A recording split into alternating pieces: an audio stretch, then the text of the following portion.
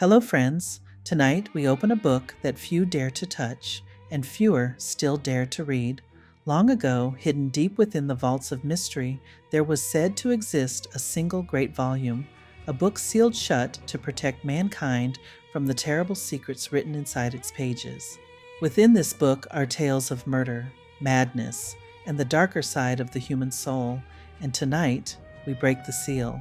Welcome to 𝒆𝒍'𝒔 Radio and this collection of chilling episodes from the classic 1945 radio thriller, The Sealed Book. Before we begin, a quick word from tonight's sponsor. This set of The Sealed Book episodes is sponsored by Distill Union, problem-solving men's accessories designed to simplify everyday life. You can get 20% off your entire order with promo code WilburHatch. The link is in the show description below.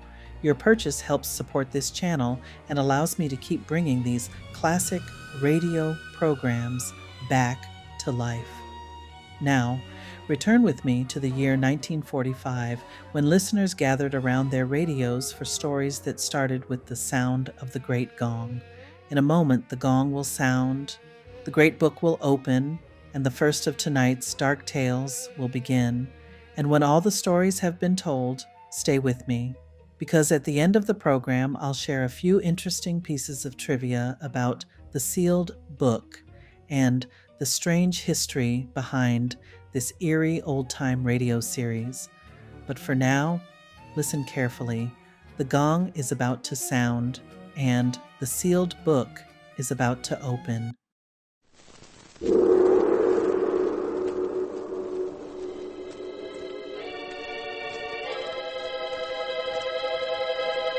The Sealed Book.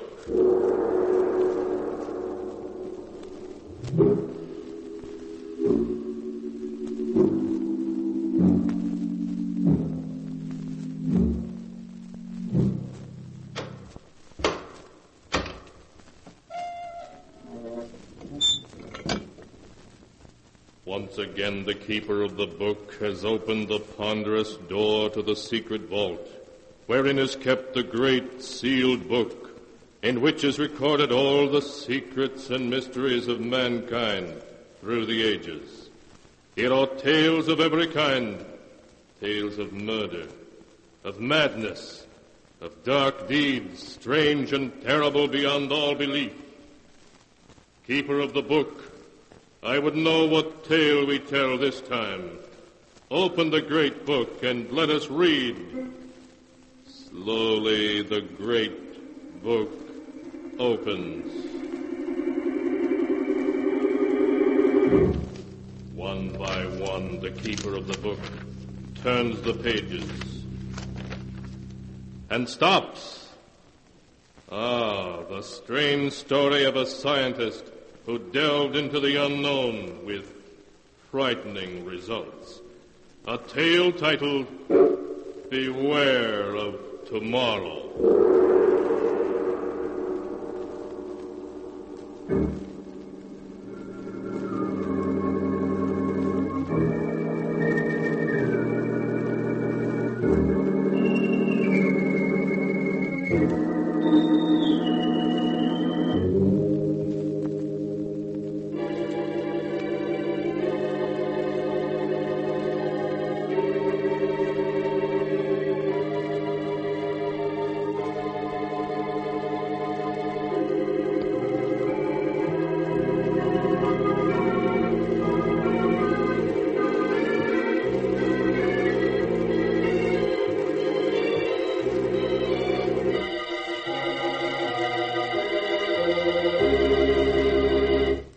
Here is the tale, Beware of Tomorrow, as it is written in the pages of the sealed book. Our story begins as Sheriff Ramsey brings his car to a stop in front of an old mansion in a desolate section of New England. A young man gets out of the car and speaks to the sheriff. Thanks very much, Sheriff, for bringing me out here. That's quite all right, young fella. Do you know Professor Clark? The man that lives in this old mansion? Why, yes. I was Professor Clark's laboratory assistant back in college. Why? Well, There's been some talk in town of running him and that man of his, that Barton fellow, right out of the county. But what has anybody got against the professor? Well, there isn't a milder man in the world. Well, maybe so. But folks has got wind of what happened at the state penitentiary over in Hillvale last year. Sure, if you're talking in riddles. What did happen? The professor went over there when they hanged Richards, that hold-up killer. And the warden give the professor the murderer's brain. So what? Folks think he's keeping that brain in a big glass jar and making it grow. Oh, that's perfectly ridiculous. Well, I'm not saying I ever believed it. But it'd be a good idea if the professor give folks a notion of what he's really doing in that laboratory of his with that Barton fellow to help him. Then maybe the talk would die down. I understand. All right, Sheriff, I'll mention it to him. Well, then I'll be getting on. Good night, young fella. Good night.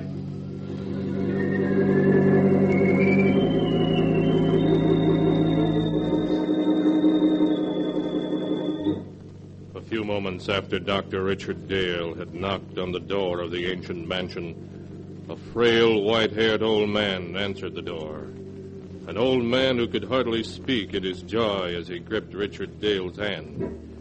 He led the way down a long hall to a great room where strange equipment took up almost every inch of space. Retorts and electric furnaces, generators, batteries, great glass vats. Dr. Dale stared around him in intense curiosity as Professor Clark helped him off with his hat and coat. There. Now sit down, Dick. Sit down and let me get a look at you. I got your letter, and it made me so curious I took the first train. You promised me a surprise. Is this it, this amazing laboratory? No, my boy. We'll come to that in a moment, after you've met Barton, my assistant. Oh, Barton! Yes, Professor? Dr. Dale has arrived. I want you to meet him. Why, of course. How do you do, Dr. Dale? How do you do? We've both of us been looking forward to your visit. Yes, the professor's letter made me so curious I couldn't stay away. Barton, is Alpha making some coffee? Yes, he started it when we heard the car. Alpha? Who's he? Our general man of all work. Truly amazing fellow. Here he comes now. What in the world? Shall Alpha serve coffee? Good heavens. I said you'd be surprised, Dick. He's not human. He's a machine, a robot. Yes, my boy. An artificial man made from metal and synthetic brain tissue. A machine man. But walking and then talking. He's not very pretty, but then the professor was mostly interested in making sure he'd work. Well, he must weigh a ton. No, only about 300 pounds. You see, Alpha is mostly aluminum and other light alloys. Inside his aluminum plates are some new batteries I've devised, together with miles of fine silver wire and a dozen electric motors, to give you only the highlights. Shall Alpha serve coffee now? Yes, Alpha. Put it on this table here and pour a cup for Dr. Dale. Alpha, do so. I still can't make myself believe it. Alpha poured coffee. Go on, Dick. Take it. Oh, yes, of course. Thank you. Well, he looks clumsy, but he poured the coffee as well as a man could. Yes, my boy. Alpha has capabilities you'd never suspect to look at him. We won't need you any more tonight, Alpha. You can go back to your room now. Alpha goes. Be sure to switch off your batteries. They're going to need recharging tomorrow. Alpha understands. That's the most incredible thing I ever saw. You see, Dick, like any machine, he's completely inactive when his batteries have been switched off, but his brain continues to function. It's an artificial protoplasm that I spent 8 years creating. It's the only thing that makes him different from any other machine. But it means that Alpha can think. Think like a man. A machine that can walk and talk and think. But Alpha isn't the only surprise I have for you, Dick. He's not. No, I have another one, even more astonishing. But you'll have to wait until morning to learn what that is. Barton will show you to your room, Dick. Of course, Professor. I'll see you in the morning, then. Yes. We'll have a long talk tomorrow. Good night. Good night, Professor Clark. Oh, Dr. Dale. Yes, Barton? Could we talk for a minute before I show you to your room? Why, yes, of course. It occurs to me that the professor forgot to tell you why he asked you here. It was his hope that you'd stay indefinitely and help us carry forward the work we've been doing here. Stay indefinitely? Why? Oh, I have my own work. Now, don't say no yet. Just think, Dr. Dale. Alpha is stronger and more rugged than a man. He needs no rest, no food, yet he can do the work of 3 men. He can plow, reap, run machinery. Think how much drudgery a million like him could lift from mankind's shoulders. Yes. Yes, that's true. And already Alpha is technically old-fashioned. Professor Clark has blueprints for a new machine man as superior to Alpha as an aeroplane is to a bicycle. We want you to help us build them. Well, I'm certainly tempted to stay. Perhaps I could arrange it. Good. Then I'll show you to your room now, if you wish. Yes, I am sleepy. If you'll just come this way.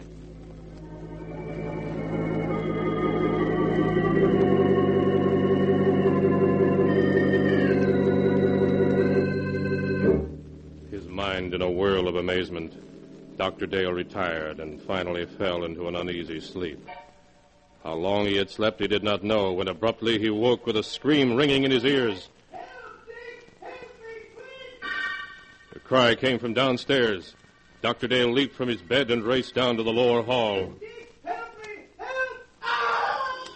In the lower hall, he found Barton hammering on the heavy door of the laboratory. Professor Clark. Professor Clark, what's wrong? Barton, what's happened? Professor Clark, I heard him call for help. The door's locked. We've got to break it down. Yes, come, put your shoulder beside mine. Right. Are you ready? Ready. Then shove. Oh, once again. All right, once more. Professor Clark, where are you? Professor Clark, he's not here. Yes. Yes, he's here. Lying on the floor beside the window. He's been murdered. It was Alpha. It must have been. No one else could have done it. Where is Alpha? The window, it's open. He went out that way. We've got to go after him. I'm afraid it's hopeless. At night in these woods, we couldn't possibly find him. No. No, you're right, of course. It'll be morning soon. Then I think he'll come back. He knows that he can only go for a few more hours before his batteries must be recharged. But, Barton, why did he kill the man who created him? The professor has been thinking of destroying Alpha because he's now technically out of date. Perhaps that's the reason Alpha killed him. Poor Professor Clark. We'll have to notify the police. That is only the sheriff. In any case, I think we should wait until morning and then report the professor's death as an accident. An accident? Yes. If the authorities learn the truth, our research may be stopped. And when Professor Clark has achieved so much, can we let it go for nothing? Why, no, of course not. Dr. Hale, we must carry on his work for him. Yes, that's what he would want. Then you will help me to continue it? You'll stay? Yes. Yes, I'll stay.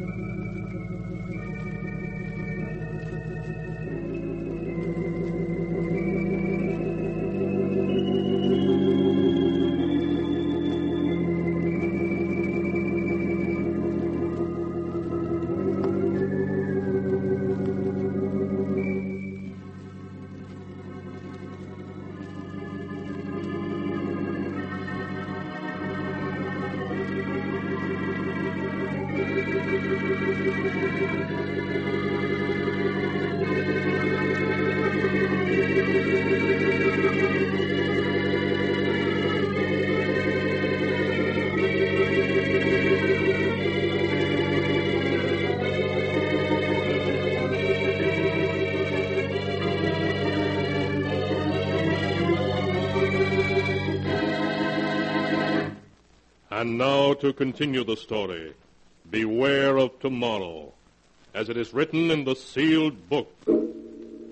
Greatly upset by Professor Clark's tragic death, Dr. Dale returned to bed, and at last fell again into an uneasy sleep, a sleep in which he was haunted by dreams of Alpha, the metal monster Professor Clark had created. When he awoke, the sun was shining, and he could hear Barton moving about downstairs. He dressed and went down to find Barton getting breakfast ready. Good morning, Dr. Dale. Good morning, Barton. Any sign of Alpha? Not yet. I thought that while you ate, I might outline some of the problems facing us. Yes, that's a good idea. You see, though Alpha's brain is of synthetic protoplasm, it is not completely artificial. I was wondering about that. Sheriff Ramsey mentioned that the professor had secured a human brain from From an executed killer, yes. The professor found that to give life to his artificial brain tissue, it was necessary to add a small amount of tissue from a real brain.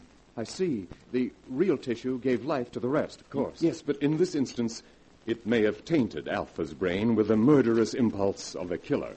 It sounds perfectly plausible. So our first problem will be to obtain untainted brain tissues to blend with the artificial tissues we will make according to the professor's formula. Well, that should give us no trouble. I can get what we need through the research laboratories with which I'm connected. Then that solves our worst problem. The rest will be matters of detail. Fortunately, there is enough equipment here to build a dozen or so robots. Like Alpha, you mean? No, indeed. The far more advanced type Professor Clark was perfecting. If you finished your breakfast, I have something to show you. Yes, I'm through. I don't feel much like eating after last night. Then come with me to the laboratory, and I'll show you the second surprise that Professor Clark had in store for you.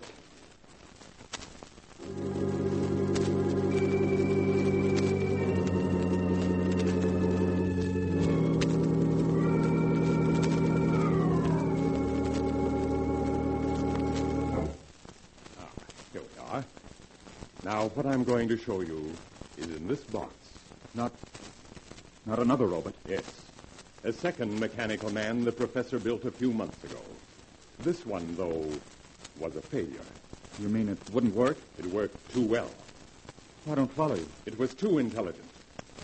Professor Clark called it Beta, and Beta's brain power was greater than that of any human scientist who ever lived. But Beta was insane. Good heavens. He represented, however, a tremendous technical advance. Look.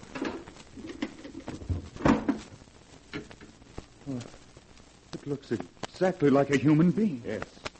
Professor Clark used me for a model when he built Beta. It's an excellent likeness. Touch the face, Doctor. All right.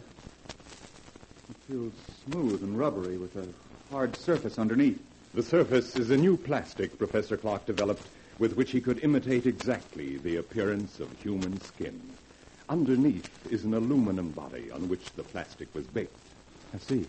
Beta's hair, eyes, and teeth are all artificial, too. But he walked and talked and acted so much like a human being that no man alive would have guessed his secret. No, he would have fooled me completely. Did you say he was insane? From the human viewpoint, yes. He considered himself superior to the human race. With his enormous brain power, he intended to make himself ruler of the world. Oh, you're joking. Not in the least. That was why Professor Clark destroyed him just in time. He had made plans to take over this laboratory and construct dozens of mechanical men like himself. And then, with their help, he was going to enslave all mankind. Barton, if that could happen once, it might happen again. I don't believe we should continue Professor Clark's work after all. Oh, there's no danger now, Doctor. You see, Beta also had a brain which contained tissues taken from that of the condemned murderer. But we will select the brain tissues we use from the highest types that are available. Well, in any case, we must proceed with the utmost caution. Of course, Doctor. Listen, Someone's come into the house. it's Alpha. He's come back. Alpha. We may need a weapon, Barton. No, I can control him. Alpha. Alpha, come here. Alpha, come. Alpha, you killed Professor Clark. Why did you do it? Professor said he would destroy Alpha. And you killed him because of that? Alpha not want to be destroyed. But you're just a machine. What difference does it make to you? Alpha is machine that lives. Alpha stronger than you. Alpha better than you. Alpha, be quiet. We want to know where you've been. Did anyone see you? 2 men saw Alpha. What do you mean? 2 men driving automobiles saw him. And what did they do? They tried hit Alpha with automobile. And then what happened? Alpha stopped automobile. Alpha killed 1 man. Killed him? Other man ran into woods. Alpha not find him. Alpha come back. We can't keep this a secret. No matter what happens, we must notify the authorities at once. Wait, let me think. We can't... The bell. There's someone at the door. I'll see who it is. You stay here. But what about Alpha? I'll switch off his batteries, and then he can't move. There. And now I'll see who's at the door.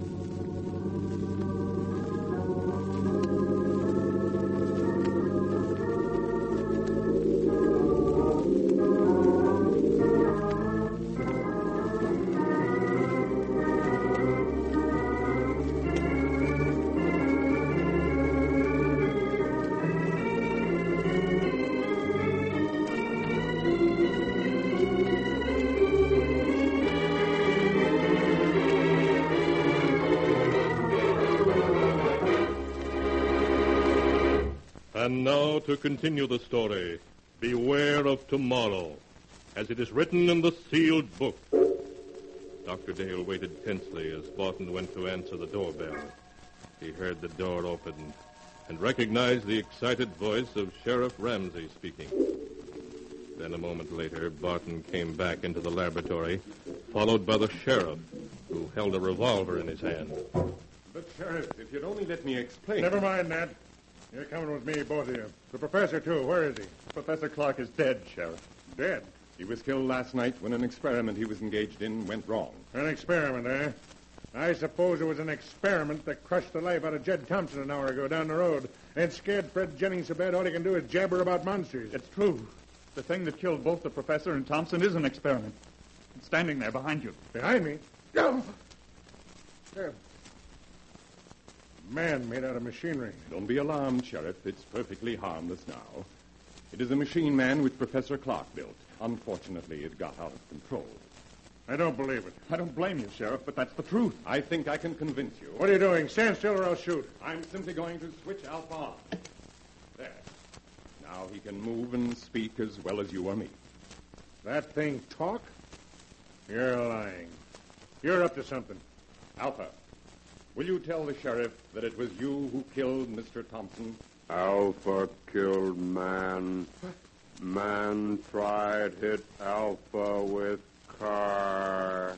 Why, so that's what the professor was doing all this time.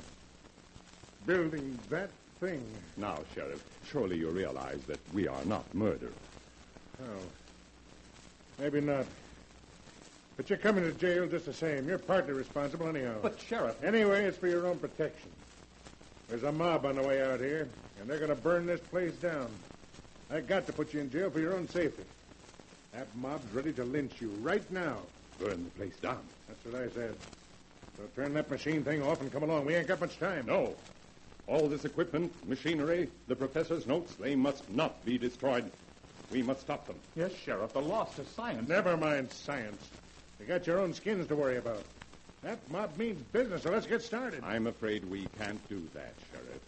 I've got a six-shooter here that says different. We have no choice, Barton. Oh, yes, we have. Alpha, take the gun away from this man. Alpha will do. What are you doing? Stop him. You stop him or I'll... No. No, let go of me. Stop him! Stop him! Too late, Dr. Dale.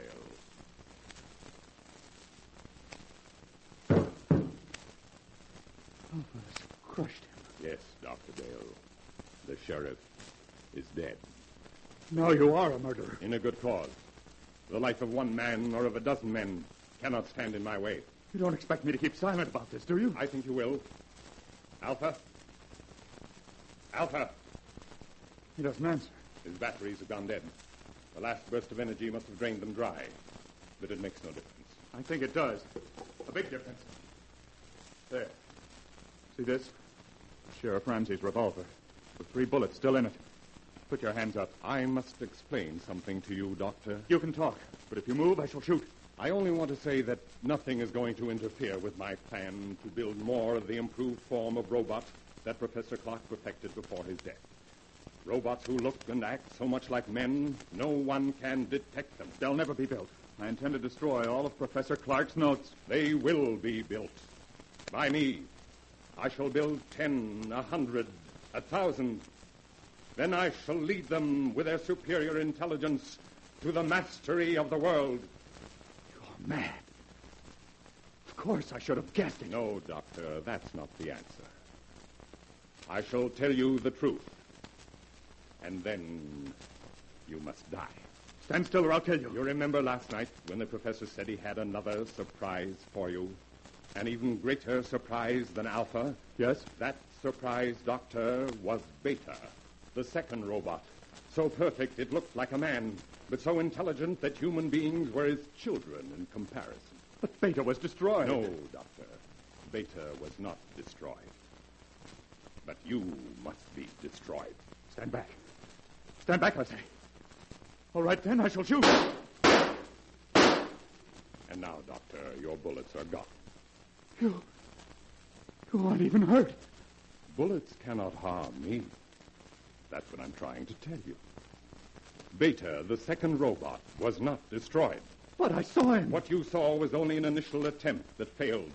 The real Beta still exists. You see, Doctor, I am Beta. You? Yes, I, too, am what you would call a mechanical man. And now, you must die. No. No. Stay away from me. Stay away. No!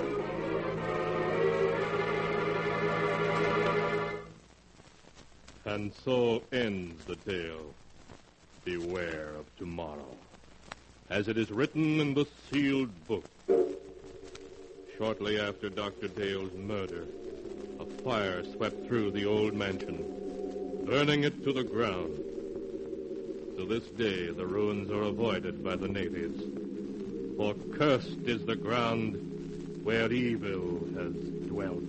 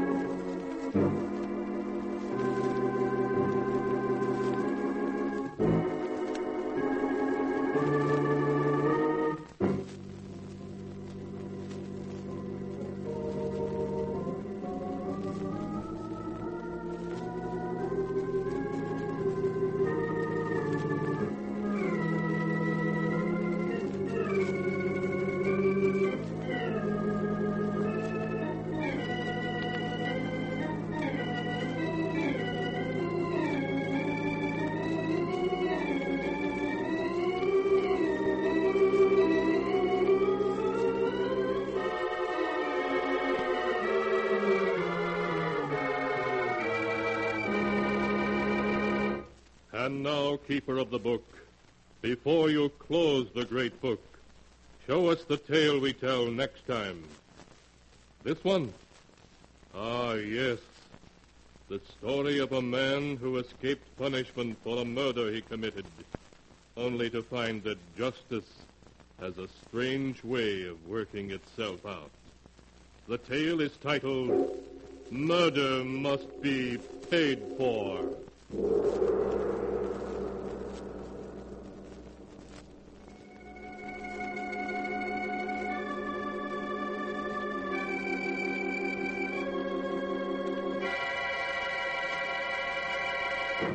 Be sure to be with us again next time, when the sound of the great gong heralds another strange and exciting tale from the Sealed Book. The Sealed Book, written by Bob Arthur and David Cogan, is produced and directed by Jock MacGregor.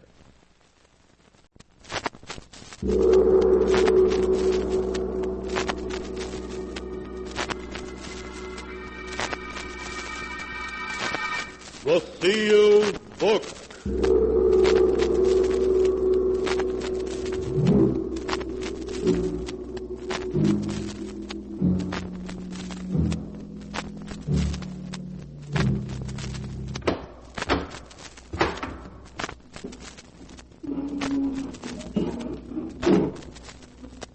Once again, the keeper of the book has opened the ponderous door to the secret vault, wherein is kept the great sealed book, in which is recorded all the secrets and mysteries of mankind through the ages.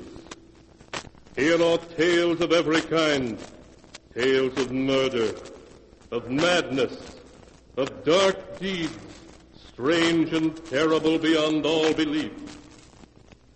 Keeper of the book, I would know what tale we tell this time. Open the great book and let us read. Slowly, the great book opens. One by one, the keeper of the book turns the pages and stops.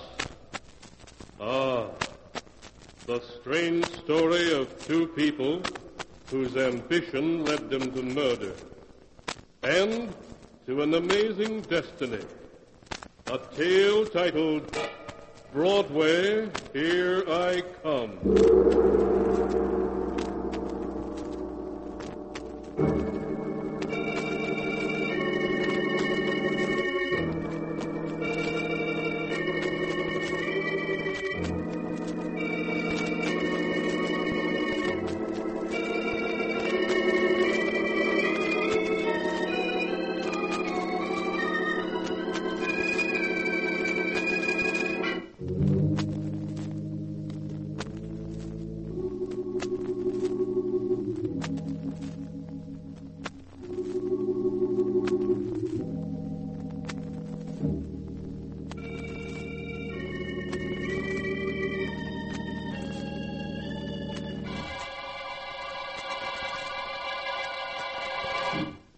Here is the tale, Broadway, Here I Come, as it is written on the pages of the sealed book.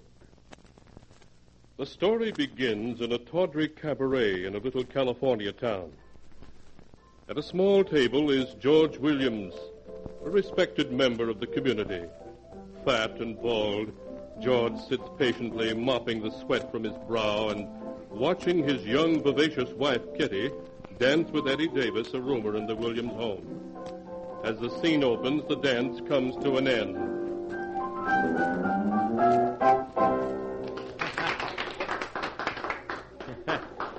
Pretty smooth, Kitty. Pretty smooth. You ain't so bad yourself, Eddie. I've danced with worse. Who, your husband? Hey, look at him sitting alone at the table here. Hiya, Georgie. You look kind of hot. Please, Kitty, can't we go home? Home? It ain't even midnight yet. Yeah, we practically just got here. But, Kitty, you know what Dr. Smith said. With my bad heart, I need plenty of sleep. Oh, George, don't be a killjoy. But, Kitty, Eddie, he's playing Blues in the Night. Yeah, baby, yeah, that's our song. Come on, we're just getting warmed up. Yeah. We'll go home after this number, George. Order yourself another soda. I don't want another kid. All right. Remember the first time we danced to this, beauty? Oh, yeah. And the minute I spotted you, I knew you were the doll for me. Kitty, why don't you stop stalling me off? When are you going to give George the air? You see anything better than George around? Yeah, baby, me. You? You haven't got a cent to your name. Maybe not, Kitty, but I'll get it. Don't make me laugh. Where? Here in Fairhope, population 3,462? I don't mean in Fairhope, baby. I'm going places. Yeah? Where? New York, Broadway. That's where I'm headed for. I got plans, baby, big plans. Such as? Listen, Kitty, you've seen all the cups I won for dancing, and you know I'm good, don't you? Now, with a flashy partner and a fast routine, I'd be a natural for Broadway. And if you're smart, baby, you'll hook up with me. I've got it pretty soft here, Eddie. Right, with George. Look, if you're figuring on his weak heart, you better forget about it.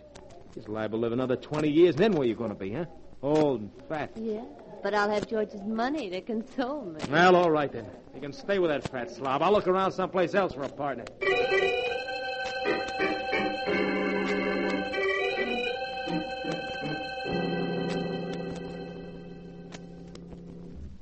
George, why aren't you dressed? It's after 8. Why, Kitty, I called on Dr. Smith today. He told me that any exertion or excitement might be fatal.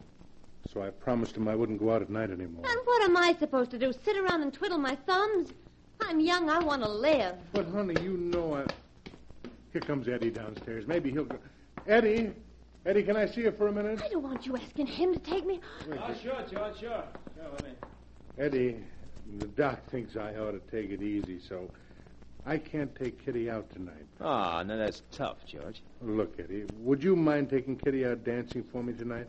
She's awfully anxious to go. Gosh, George, there's nothing in the world I'd rather do for you. But I got a date tonight. And this dame is really something special. Oh. Well, thanks anyway, Eddie. Oh, it's all right, George. It's all right. Sorry I couldn't oblige. Good night. Good night, Eddie. Have a good time. Did you have to throw me at his head that way? Make me look like a fool? Oh, Kitty, don't be angry with me. I'll show that, Eddie. He can't treat me like this. I'll show him.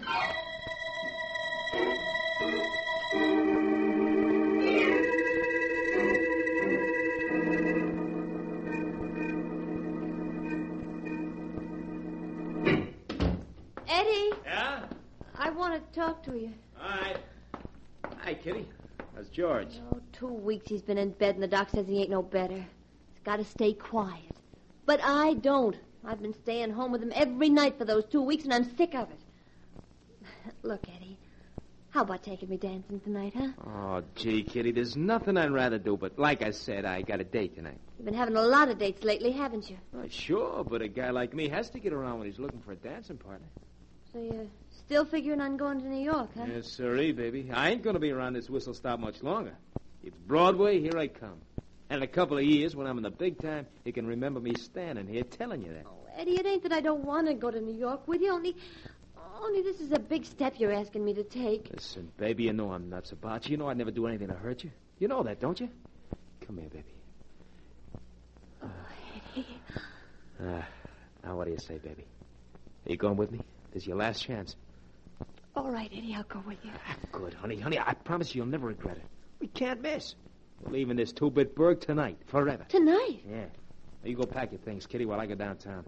We got a few things to be taken care of. Back in a couple of hours. Well,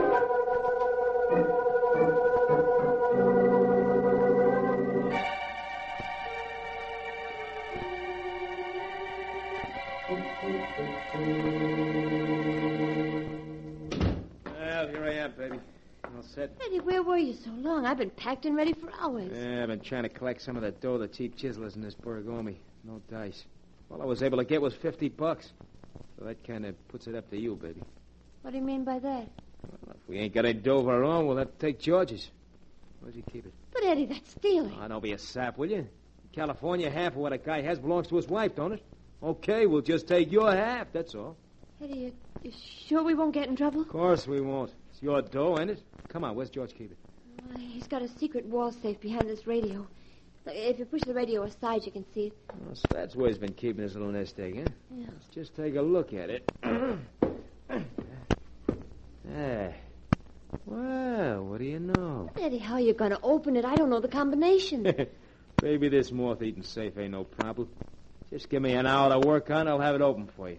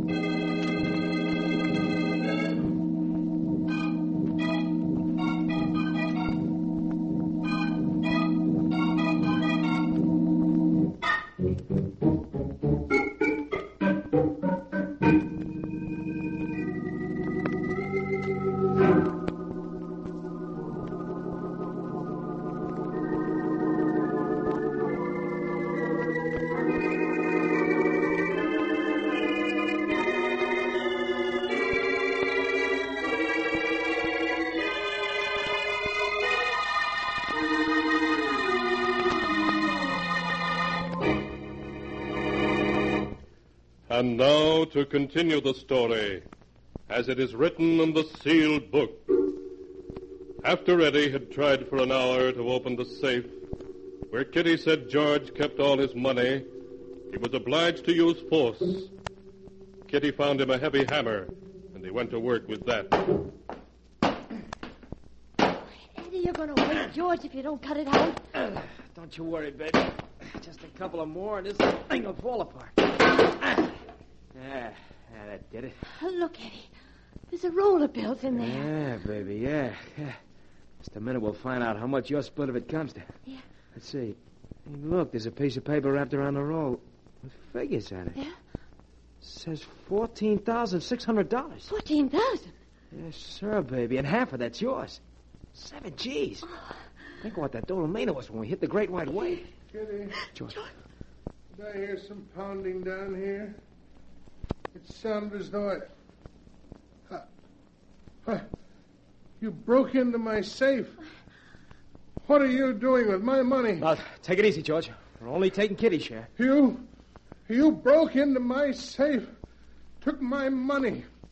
I'll call the police. You can't. Oh! Eddie's having a heart attack. Oh, Kitty, my medicine. It's on top of the radio. Get it. All right, George, just take it easy. You'll be all right as soon as you get some of your medicine. You mean that stuff will fix him up? Yeah, it always does. Okay. Kitty, hurry. All right, George. Wait till I pour a little into this glass. I got other ideas. Oh! Eddie, you knocked the bottle out of my hand. Yeah, I know. I think George would be a lot better off without his medicine. You want me to die so you can take my money? You're catching on quick, Georgie, but a little too late. It's blood money. Cursed. You'll find you won't go far with it. Shut up, you little fool. You want to wake up the neighborhood? Is he dead? Yeah, that makes everything perfect. As his widow, the dough is all yours now. Eddie, the cops. What'll happen when they find him? Not a thing. It wasn't murder, was it? George just died of a heart attack as he was trying to take some of his medicine, that's all. Yeah. Yeah, that's what happened. Yeah. Oh, baby, 14 G's. That'll take us a long way. Yeah. Well, I'll take care of it, Eddie. After all, it's my dough now that George is dead. So you're going to take care of it. May as well learn now that I'm giving the orders, not you. You understand? Yeah. Yeah, Eddie, sure. Yeah, it's better. Okay, baby, let's get rolling. Come on. A lot of traveling to do before we hit Broadway.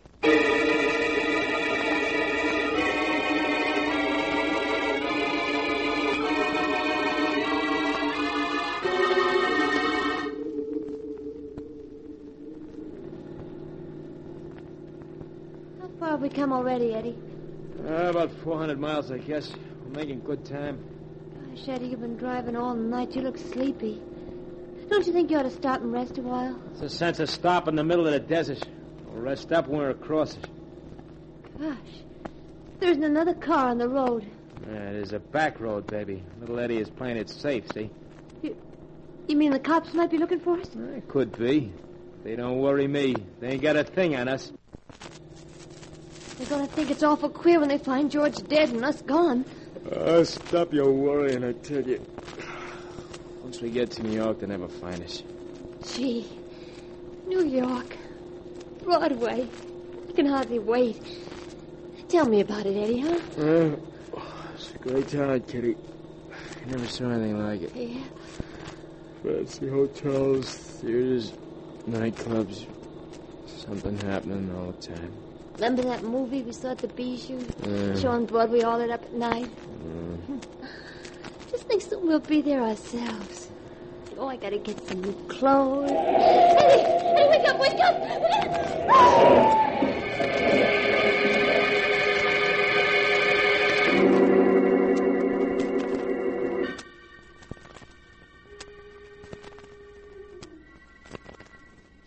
Eddie. Eddie, are you all right? Eddie. What happened? He fell asleep at the wheel. Oh, he might have been killed. Oh, gosh. Car's a complete wreck. Yeah. Well, mastermind, what now? We're stuck in the desert, hundreds of miles from anywhere. There's not a car in sight. Oh, you and your back roads. Well, we could... Kitty, look over there. Where? I don't see anything. Where I'm pointing, will you? Huh? Did you see there's a water tower about a mile away? Oh. Yeah, I see it now. Well, that water tower means there's a railroad over there. So what? So what? That means the train stopped there. We can rest in the shade of the water tower until a train comes along and stops for water. And we can get on it and keep going. Come on.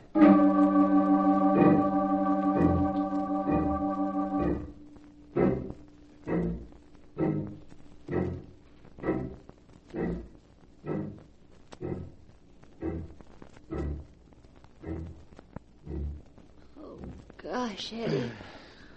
Oh, the sun sure is hot. I'm getting dizzy. Just keep walking, will you? Yeah. Soon be in the shade of the water tower. Oh, what's so funny? Oh, Eddie, look at it. You've got $14,000 in your pockets. We're tramping across the desert like a couple of bums. Very funny.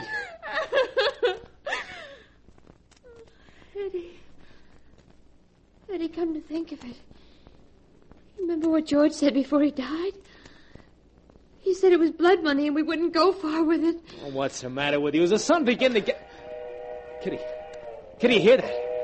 It's a train. Yeah. Eddie, look, there it is. Yeah, it's coming plenty fast. What if it doesn't stop at the water tower? Look, it's going east, ain't it? After that long run across the desert, it's bound to stop here for water. Well, it's a freight train. Well, what'd you expect, the Broadway Limited? Oh, but Eddie, how are we going to ride Look, on that? Kitty, it's slowing down. Wait along the tracks here. Yeah, but Eddie, the water tower's a ways up the track. So what? That's where the engine will stop. Well, we're looking for an old boxcar, and this is the place to wait for it. Yeah, I never rode the freights before. It ain't exactly like a Pullman, but it'll get us across the desert, and that's what counts. Yeah, see? It's coming to a stop. Keep your eyes peeled for an open boxcar. Yeah. Eddie, there's one. Yeah. It's going to stop right in front of us. What'd I tell you? Come on. I'll help you out. Okay, Eddie. Come on now. Yeah. And just a second. Okay, we're all set. About 10 minutes, this baby's gonna start rolling. Then it'll be Broadway, here we come.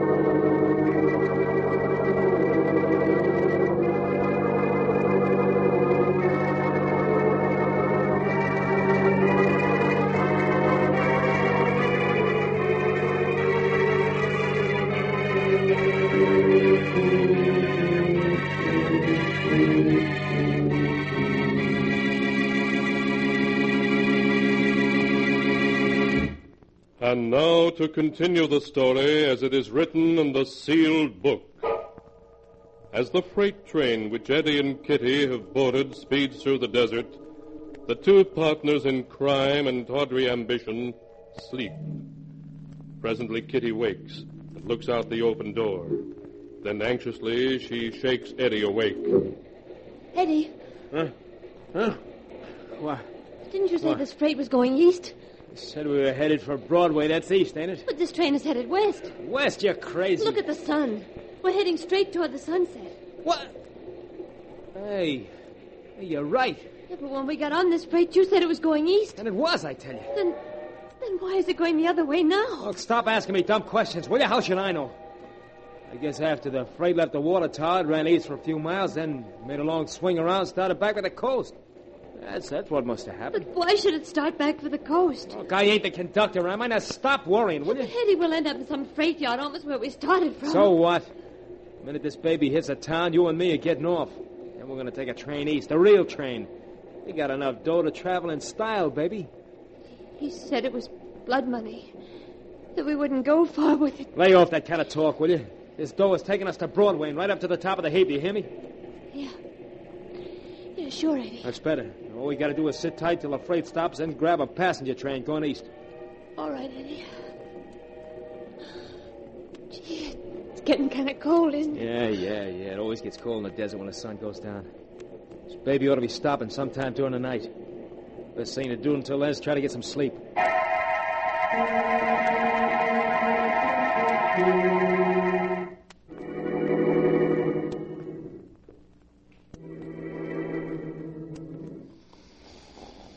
Eddie.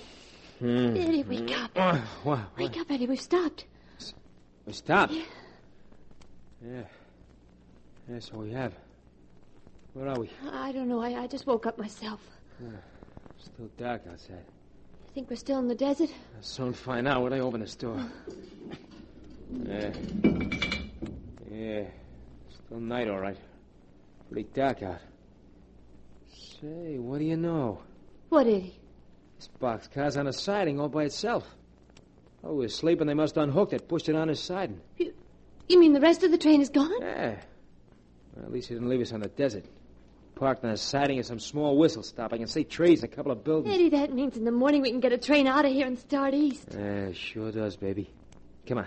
Let's hop off this car. Yeah. It's pretty late, but maybe there's some place in that two-bed burg we can get a cup of coffee. Huh? Funny we haven't eaten for a long time, but I don't feel hungry. I ain't so hungry myself. But we will be when they put some food down in front of us. Here, baby, I'll help you down. All right, Eddie. Yeah. Come on, baby, this way. Well, come on. What are you standing there for? Eddie, look. That building over there. Well, what about it? It's George's lumber mill. George's lumber mill. Eddie, don't you recognize it? Eddie, we're back in Fairhope. Fairhope? Yeah. You're right. You remember what George said before he died? He said it was blood money. We'd never go forward. Shut up. Well, he was right. He was right. Here we are back in Fairhope. Oh, right back where we started from. Right back where we started from. I told you to shut up! Maybe that'll bring you to your senses. Look, it's just a coincidence that we landed back in Fairhope, that's all. Eddie, what are we going to do? That's that simple. We're going back to the house and change our clothes. And we'll be on our way again. Back to the house? Oh, no. What are you scared of, baby? You're stiff laying on the floor in the living room? George can't hurt you now. Come on. Eddie, I don't want to go back there. Don't be like that. We can't travel in these clothes. Change at the house in 10 minutes, then hitch a ride over to Rockford and catch a morning express east. Now, come on.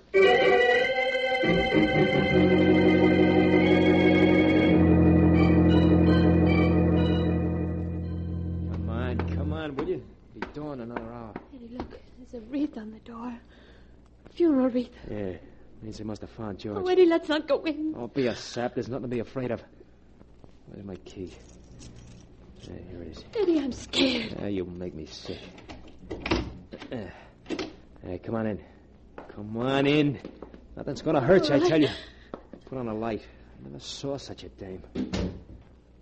Eddie, it smells like flowers in here. Yeah. They tell me someone died here recently. Kitty? Kitty, is that you? No, it can't be. You're dead. Don't be a dope, Kitty. You'd be talking to us if he was dead. So, that heart attack did knock you off, huh, George? I shouldn't talk to you, Eddie, after what you did. Oh, now, come on. It was an accident, my breaking a bottle of medicine, George. In fact, I shouldn't speak to either of you. After the way you murdered me. After we what? Eddie, the funeral wreath. A fine thing.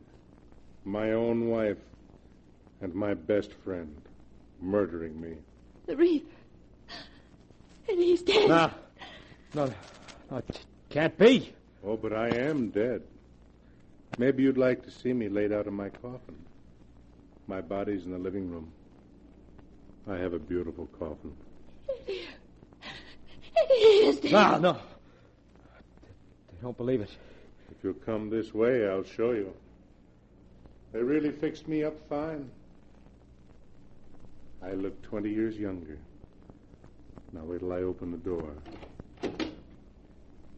Here we are. I'm afraid you won't be able to see me too well. These 3 candles don't give much light. Eddie, there's 3 coffins in this room. Yeah. 3 coffins. Oh. Didn't you know? No. No, what? Those other 2 coffins are yours. When your car overturned yesterday out in the desert, you 2 were killed.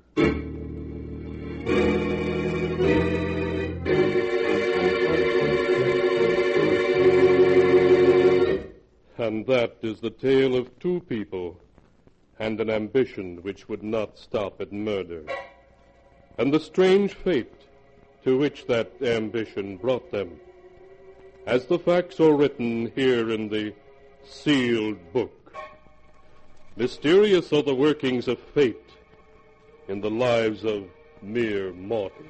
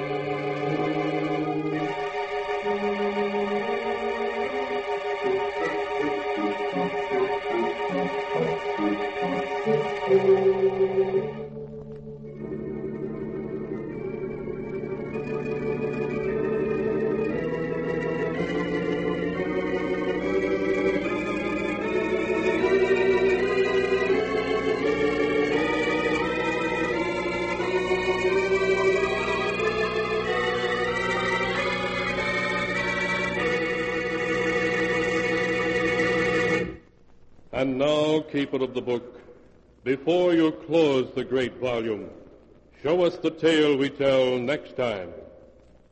This one, yes, an amazing tale of a woman who came from the heart of mysterious Egypt and brought death to those who loved her. A woman whose soul was the soul of a cat. A tale titled The Queen of the Cats.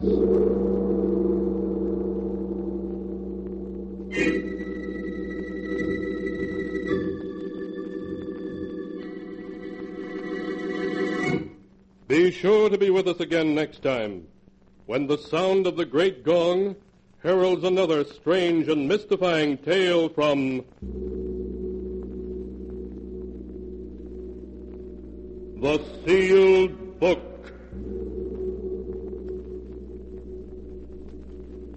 The Sealed Book, written by Bob Arthur and David Cogan, is produced and directed by Jock MacGregor.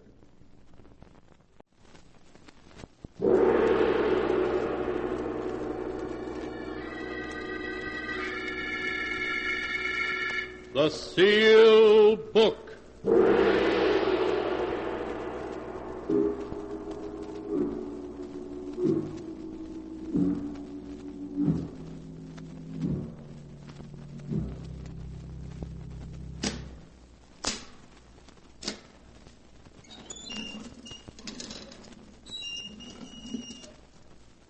Once again, the keeper of the book has opened the ponderous door to the secret vault, wherein is kept the great sealed book, in which is recorded all the secrets and mysteries of mankind through the ages. Here are tales of every kind, tales of murder, of madness, of dark deeds strange and terrible beyond all belief. Keeper of the book, I would know what tale we tell this time. Open the great book and let us read. Slowly, the great book opens.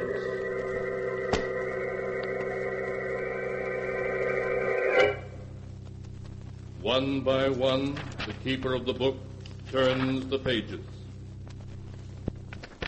and stops. Ah, the strange story of a beautiful woman whose jealousy was so great that even the grave could not give her peace. A tale called Death at Stormhouse.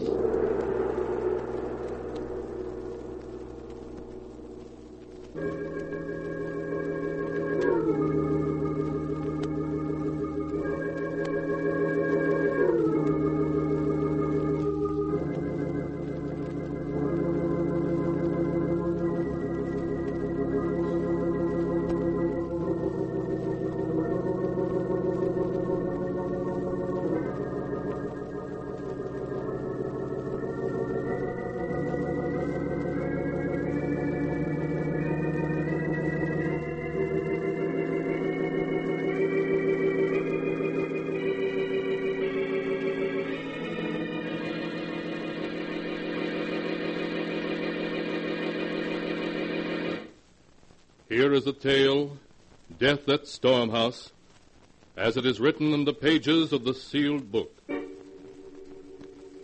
It takes place in the old New England mansion known as Stormhouse, perched high on the cliffs above the crashing waves of the Atlantic Ocean.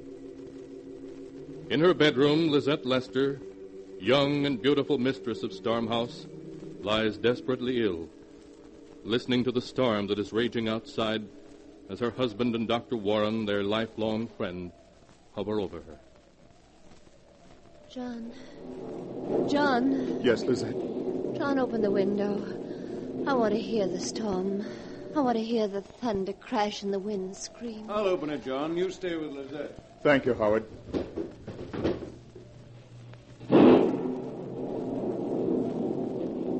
Oh, it's a wonderful storm.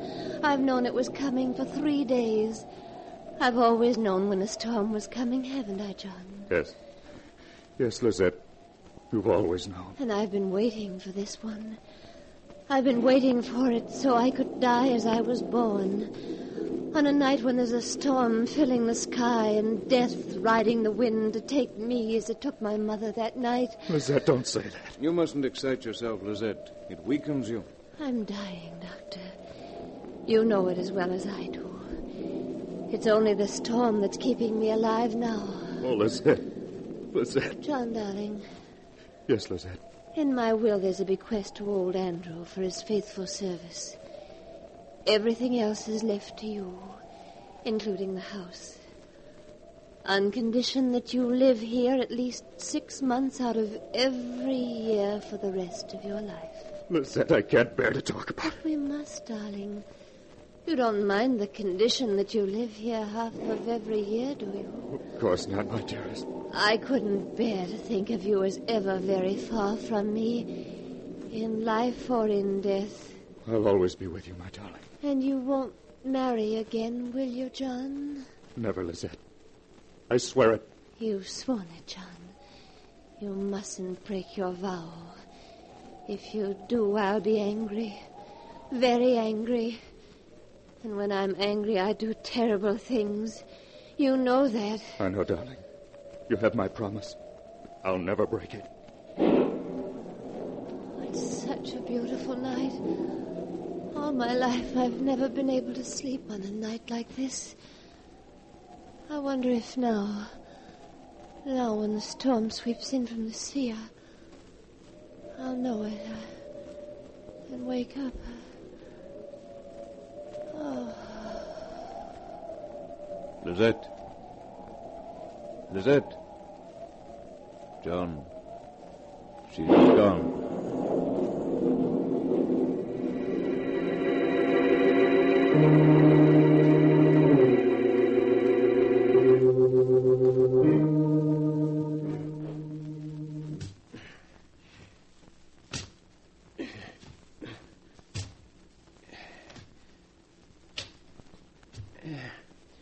There. It's done, Mr. John. I couldn't want better if it was myself buried down there in the ground. Thank you, Andrew. I'll put the tools away now. Call me if you want me. I can't believe it's Lizette we've buried here, Howard. Somehow she seems still alive.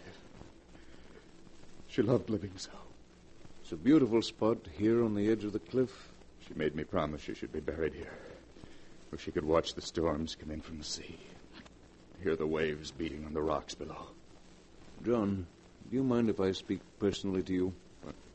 Why should I? You're my best friend. My only one, in fact. That's one of the things I wanted to talk about. In the 3 years since you married, you haven't painted a single picture. No. No, I haven't. I've started some, but there was always something Lizette wanted to do. For 3 years you've been cooped up here, seeing no one. You might as well have been in prison. You should get away for a while now. Why don't you spend the winter in New York? Renew old friendship. Catch up on what's happening in painting. Yes, I'd like that. And there's another thing. Yes, Howard? The promise you made to Lizette. Promise? Oh, you mean not to marry again? Yes. You mustn't take it too seriously. You're too young to spend your life alone, grieving. Lizette wouldn't have made you promise if she had thought... I don't know. It seemed to mean so much to her. Well, when Lizette was alive, it seemed quite impossible to me I should ever love another woman. But you will, and I'm sure Lizette would understand. I'll think about it, Howard. The truth is, just now I feel a little confused. Well, let time take care of the matter. But you will close up Storm House and try a few months in the city? Yes, I will. I'll come back in the spring. After all, I'm obligated to live here half the year. But I'll leave old Andrew in charge and spend the winter in New York.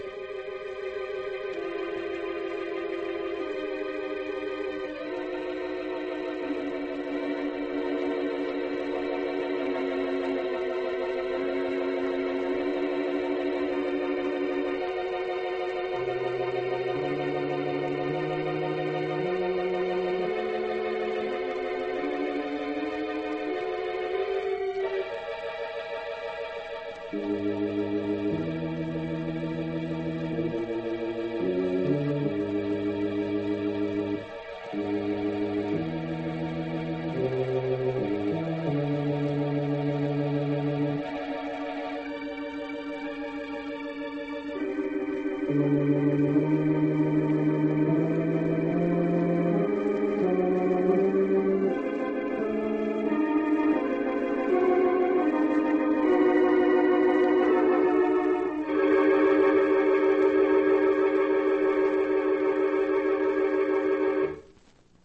now to continue the story, as it is written in the sealed book.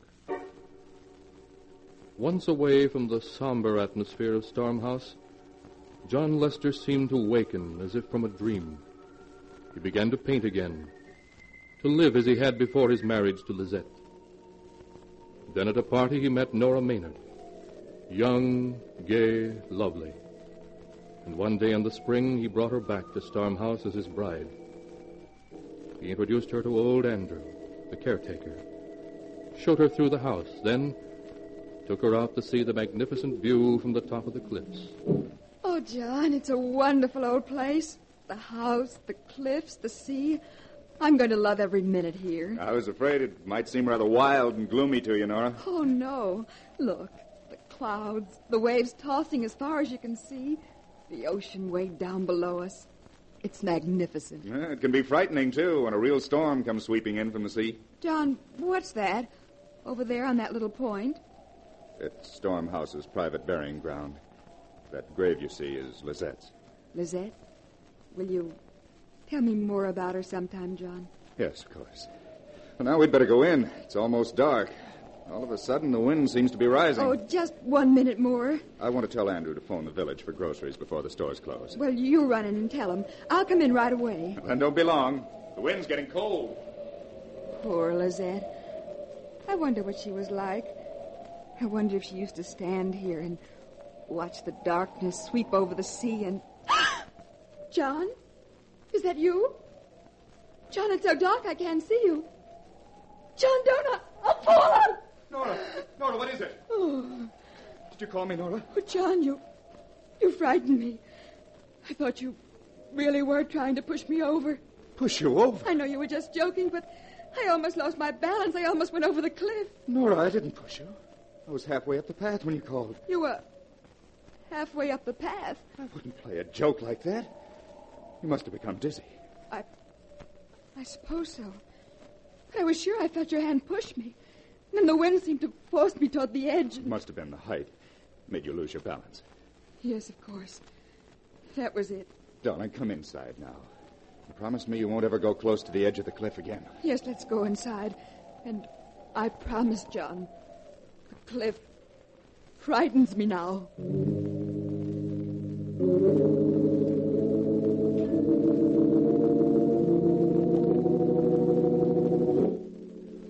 During those first weeks after John Lester returned to Storm House with his new bride, the wind never ceased to howl about the great old house. Several times when Nora was walking near the cliffs, strong gusts sprang up that would have pushed her over to her death if she had been walking closer to the edge.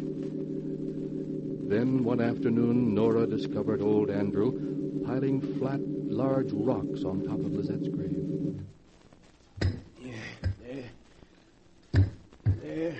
Andrew, what in the world are you doing? What are those rocks on Lizette's grave for? It's the wind, Miss Nora.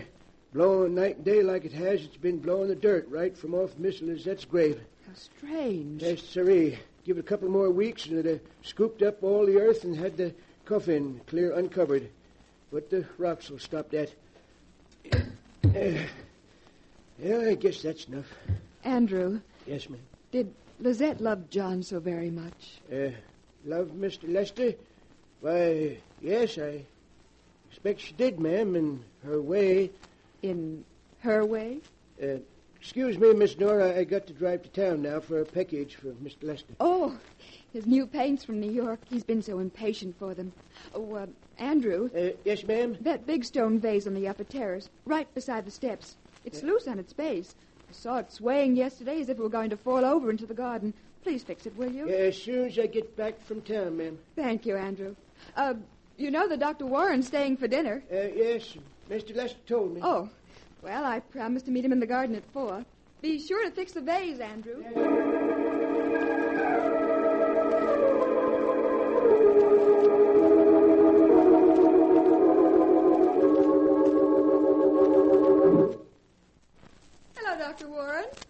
you waiting long? Well, there you are, Nora.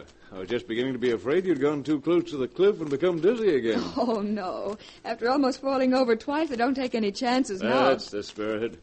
Where's John? Painting on the upper terrace. There he is now. Oh. John! Oh, hello, you two. What are you plotting down there? A tour of the caves down by the beach. Knock off for the day and come along. Please do, John. Well, maybe I will. Light's fading. John, don't lean on the stone vase. It's loose and... Oh! Nora, look out! Nora, you hurt? I'm coming down. Good grief, that was close. Fell right where you were standing. You pulled me back. Just in time. Nora, are you all right? Yes. Yes, thanks to Dr. Warren. He saved me. I couldn't move. I can't understand it. I'd hardly touched it when I went over. You must have leaned against it harder than you realized. No, I didn't. I just touched it. It gave way all of a sudden. Oh, thank heaven you were here, Howard. It must have been the wind. And the vase was loose. I was just telling Andrew to fix it. If you'd been hurt, Nora... Oh, a miss is as good as the mile, darling. Come on. Let's forget the caves and go in and have tea instead. The wind has turned awfully cold all of a sudden.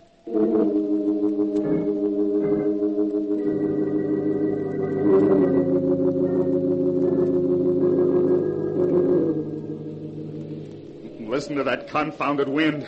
I can't even read anymore. It makes such a racket. Would you like me to read to you, darling? No. I'm just jumpy, I guess. It isn't something special, is it? You're not regretting that you married me? Oh, don't be silly, Nora. It's just the wind. For the last 2 months, it hasn't let up night or day. Listen to it now. Oh, it is upsetting, darling. Sometimes it sounds just like a voice saying something you can almost make out, but not quite. I haven't painted a stroke in 2 months. Every day I get my canvas and my paints ready, and then the wind rises and distracts me. You're not sleeping well, are you, John? No, I haven't slept for weeks. Nora, I can't stand it any longer. I can't stand it. That wind doesn't stop blowing, I think I'll go mad. Oh, my darling. John, listen to me. Listen to me, dear. We must go away from Storm House, away from the wind. We must, John. But the will... The will doesn't matter. Oh, John, please say yes. We can't ever be happy here. There's something about the place that will forever prevent us. Leave Storm House. Never come back. And never come back. Yes, Nora, you're right. We'll do it. We'll leave tomorrow. Oh, John! Oh, we're going to have another storm. Yes, certainly has come up quickly. Sunset, there wasn't a sign of a storm. It's as if Storm House knows we're leaving and wants to live up to its reputation on our last night.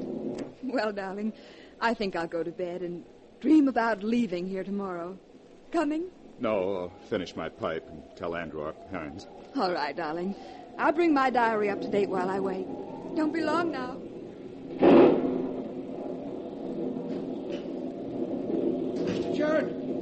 Mr. John. What is it, Andrew? Land sakes, Mr. John. A real granddaddy of a lightning bolt hit the cliff just now, right beside the burying ground. It opened up a big crack in the earth, running right across her grave. Her grave? Lizette's? I could look right down and see the top of the coffin. Oh, well, you can fix it in the morning. We're going to be leaving, Andrew, but we'll settle the details tomorrow. Better turn in now. I'll do the same. All right, Mr. John. Sure as a humdinger of a storm.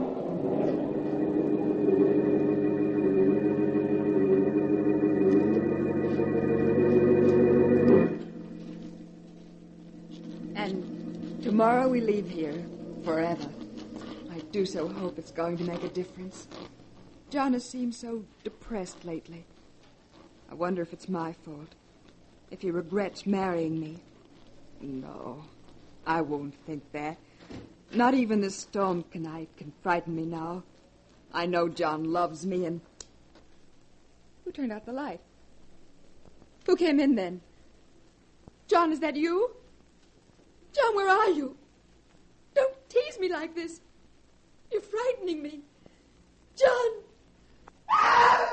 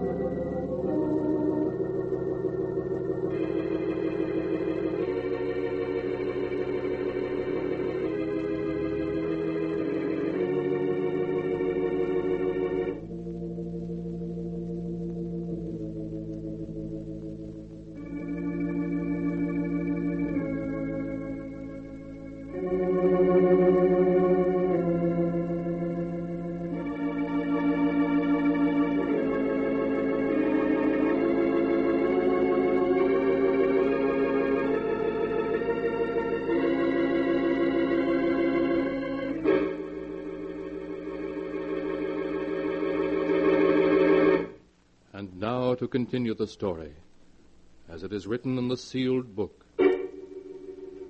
After the great storm had opened up Lizette's grave so that her coffin was plainly visible, Nora had a midnight visitor. There was a scream, and a body crumpled to the floor. The next morning, the sheriff came to talk to John.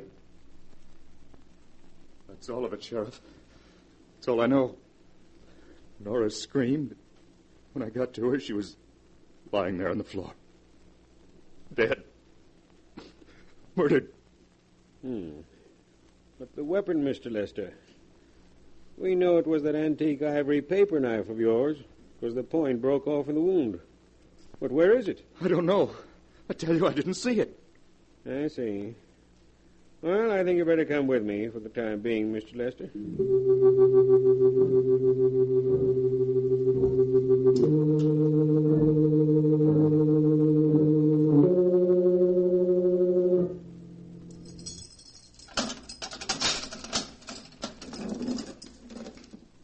Here's the prisoner, Doctor.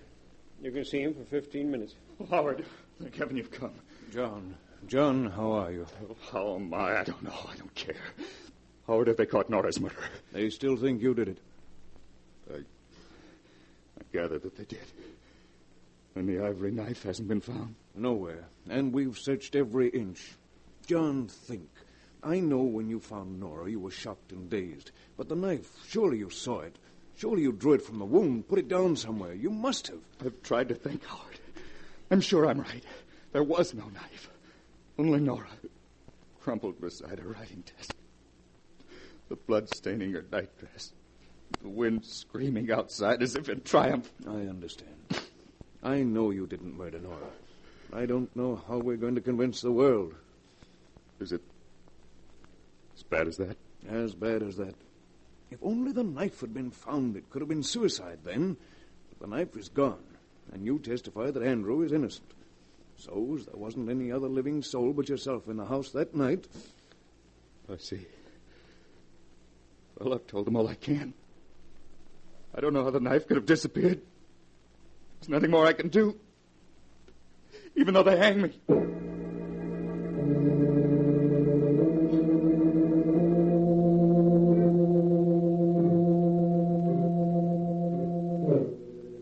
And hang John Lester they did, after a due and lawful trial. For in the jury's eyes, the fact of the missing ivory knife that had killed Nora Lester was damning evidence. After the execution, John's old friend, Dr. Warren, conveyed the body homeward to Stormhouse, where he and faithful old John buried it in the tiny burying ground. Andrew dug the grave close between the graves of Nora and Lizette. So close, in fact, that while digging, his pick struck a coffin. Doctor, look. Corner of a coffin. Lizette's coffin, it must be. Yes. That night the lightning struck the cliff. Must have moved her coffin round somehow. I remember the grave looked a little queer next morning when I fixed things up. I guess we'll have to dig it up so we can put it back in its proper place. Yeah, guess we better, Doctor. Well, won't take long.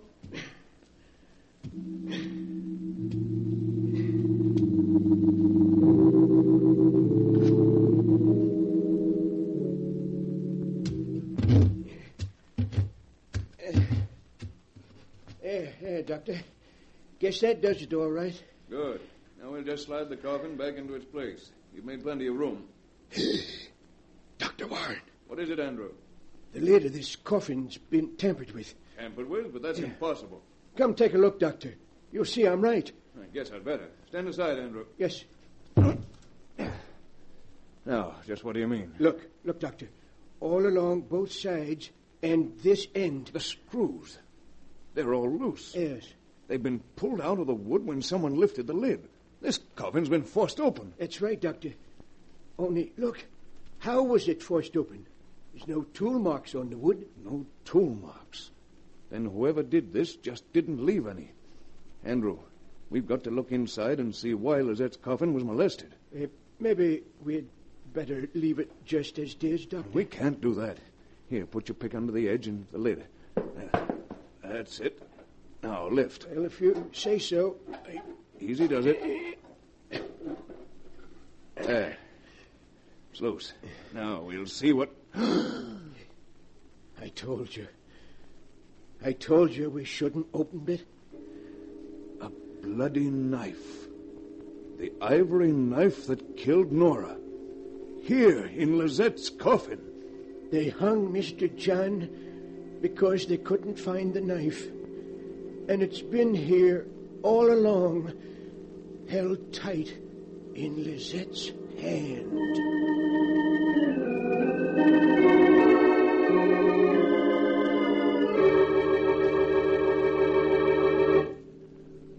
So it was beautiful Lizette who killed Nora. Lizette, whose jealousy was so great that it reached back from behind the veil of death. And it was Lizette who took the knife of murder back into her grave with her, so that John, too, would suffer her vengeance. Or was it? Was there some other answer? You must decide that for yourself, for the sealed book does not say. You have heard the story in all its strangeness, just as it is written here.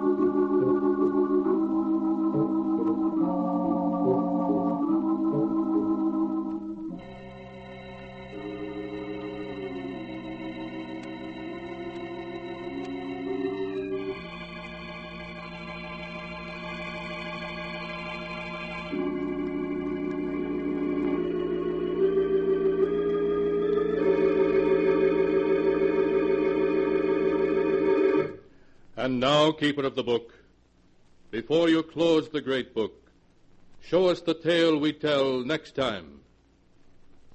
This one? Ah, yes. Why, this is amazing. It's a tale of a man who killed, a corpse that laughed, and a murder victim who died twice. A tale called The Accusing Corpse.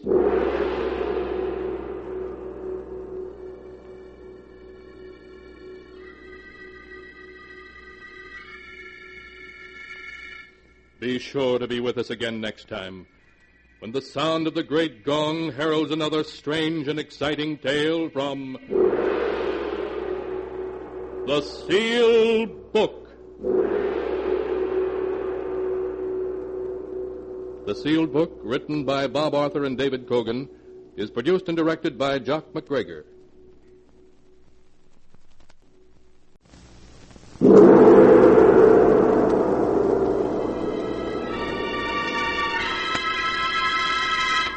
The Sealed Book.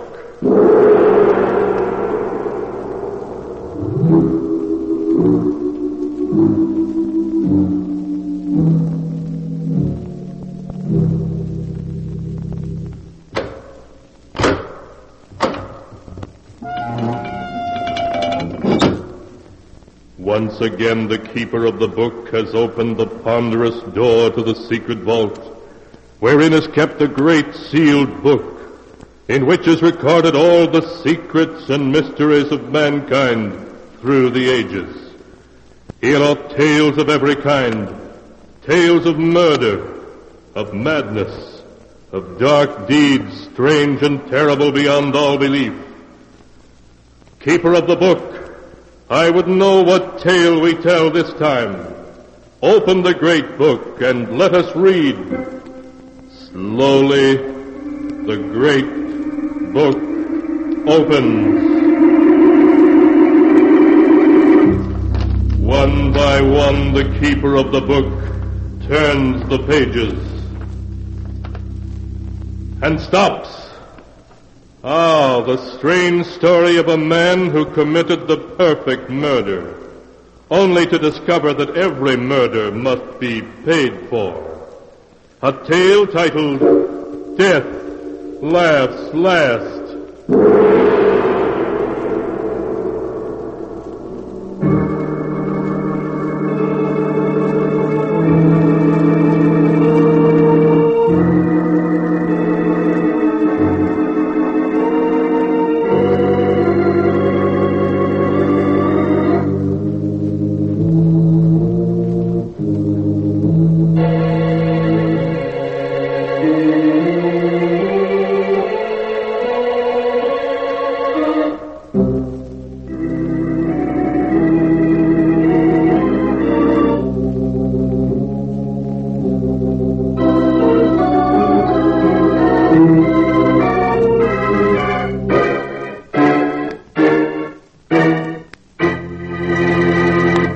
Here is the tale, Death Laughs Last, as it is written in the pages of the sealed book.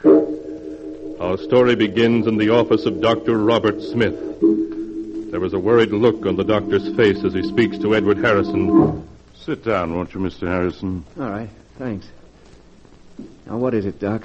I can see by your face you want to tell me something about Mary, don't you? Mr. Harrison, your wife is dangerously ill. Does that mean she's going to die? I must be frank with you. It does. Unless... Unless what, Doctor? Tell me. If there's a chance in the world, she's got to have it, see? Her only hope is a brain operation. A very difficult and delicate operation. Without it, well, I could only give her 6 months, a year at most. No, it mustn't be. She's got to have the operation, you hear? I must tell you, Mr. Harrison, that only one man in this country has the necessary skill for the operation your wife needs. He is Dr. Howard Richards. I don't care who he is. Get him. I was going to say, naturally, he's in great demand. His average fee for an operation is about $1,500. $1,500? Now, of course, if you can't afford that, he might consider the circumstances. No, I can't afford it. I can afford anything Mary needs. Then I'll get in touch with him at once. Yes, sure. You make the arrangements right away. I'll get a hold of the money. I'll get it to you by tomorrow, sure.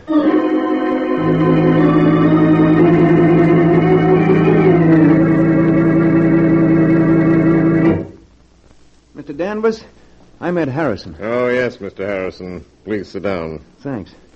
They told me you have to pass on all the real estate loans here at the bank. Have you looked over my application yet? I have it here. I see that you want to borrow $1,500 from us. That's right, and it's urgent. I got to have the money right away. Unfortunately, the security you offer, your home... What's wrong with it? It's a swell little house, good section, all in good repair. That's true, but you already have a first and second mortgage on it, totaling $4,000, and...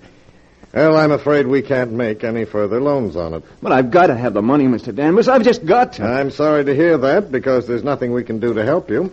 Nothing we can do.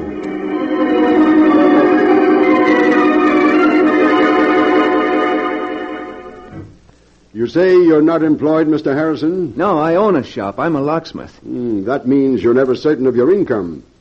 If you had a job now, a regular income you could depend on... What are you getting at? You mean you're not going to let me have the money? I certainly wish I could, but under the circumstances, I'm sorry, very sorry, but there's nothing I can do to...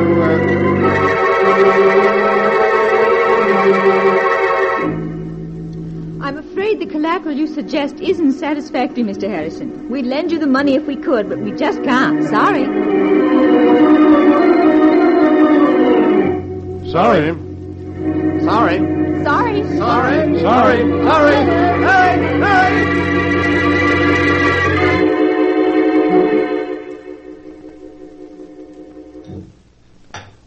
Edward, you aren't eating, and you're so quiet. Is anything wrong? What?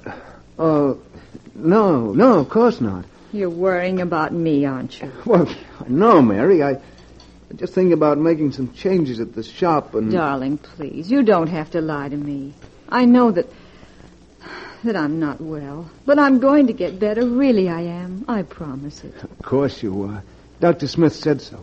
You're going to be well in no time. Of course I am, dear. No, I got to go out. I have an appointment over the other side of the city with Horace Latimer. We grew up together. He wants to see me about something important.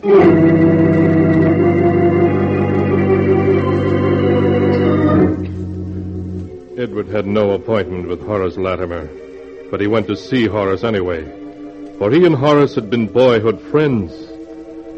Then their paths had separated. Horace had grown wealthy. But in his desperation, Edward Harrison hoped that Horace would remember the past and would lend him the money he'd been trying to raise all day. Horace could spare it easily, but would he? 1,500? Well, that's rather a lot of money, Ed. I know it is, Horace, but it's for Mary. For an operation. I gotta have it. Well, why did you try the bank? You have a house, a business? I tried the bank and all the personal loan companies in town. They all turned me down. Said the security wasn't good enough. I see. Well, that's too bad. Now, you can bet I'd lend it to you, Ed, if I had it. Well, that's the trouble. I haven't any ready cash. The income tax, and a couple of shaky investments that I had to bolster up lately. All right, Horace. Never mind explaining. I get the idea.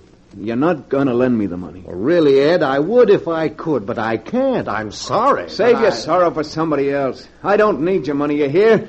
I'll get it someplace else. Yes, I'll get it. Somehow.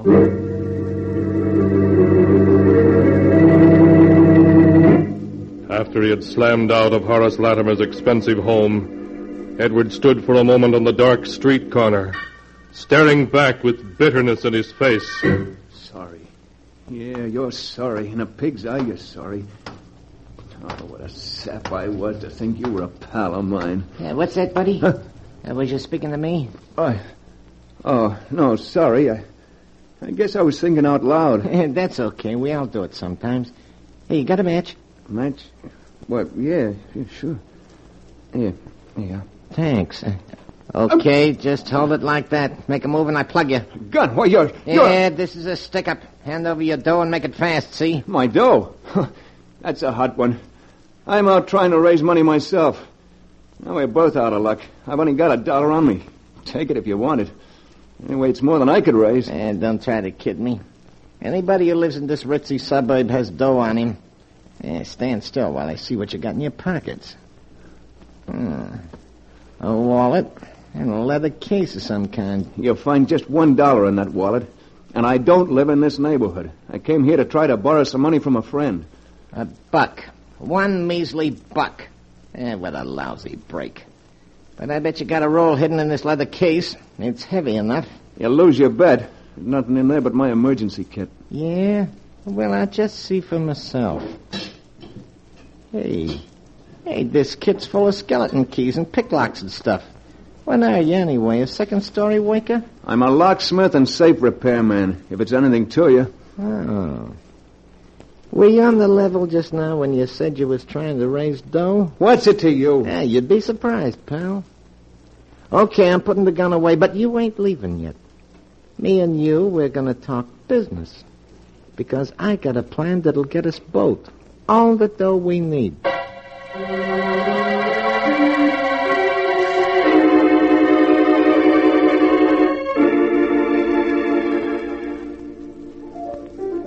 Two more beers, waiter.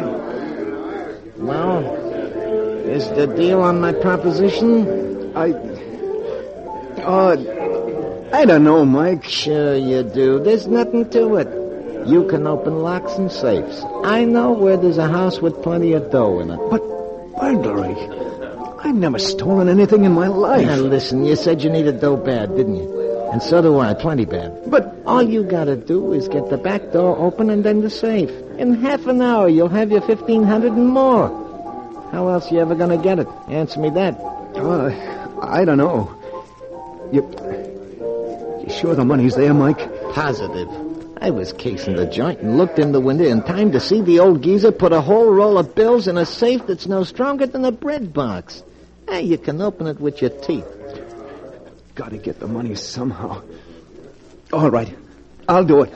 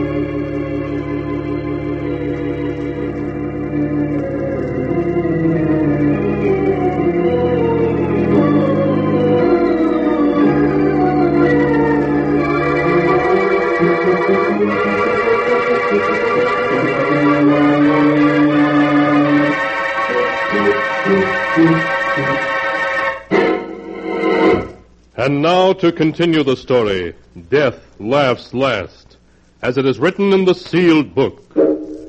A few minutes later, Edward Harrison and Mike arrived at the large mansion and quietly made their way toward the back door.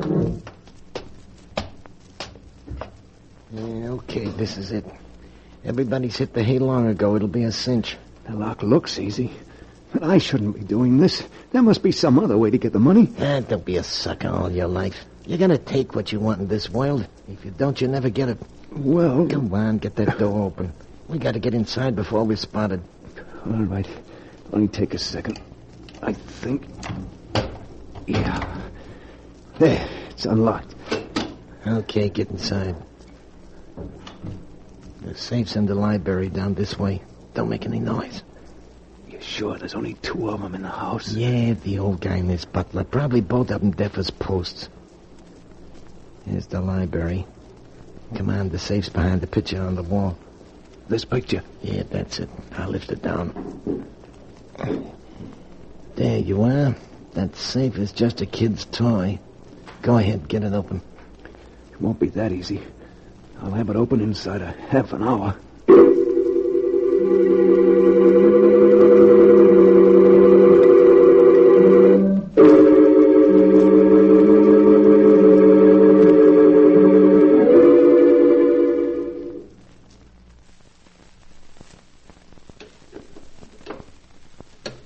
Hurry it up. You've been 40 minutes on that thing. It's coming now. There. The safe's open. About time, too. Now, let's see what's in it. Here's the cash box. When'll I open it? There, look. Dough, cash, Mazuma. What'd I tell you? There must be thousands there. Easy. Come on, we'll count it and divvy it up. No, never mind. Just give me 1,500. That's all I want. You can keep the rest. Are you kidding? No, that's all I want. Just the 1,500 that I need. Okay, it's your funeral. Here you are. 10, 11, 12, 13, 14, $1,500 bills. $1,500. Yeah, for just an hour's work. Easy money, huh? What do you say we crack a couple of more cribs tonight, huh? No. I just want to get out of here now. Someone's coming. Someone's coming. Here, get behind this door. I'll take care of this. Who's there? Jenkins, is that you? Oh, where's that light switch? Burglars! Jenkins! Jenkins, call the police, quick! Nobody's calling any cops tonight, chum. Help, police! Help! Oh! Maybe that'll convince you. You hit him. And what'd you expect me to do, shake his hand? You killed him.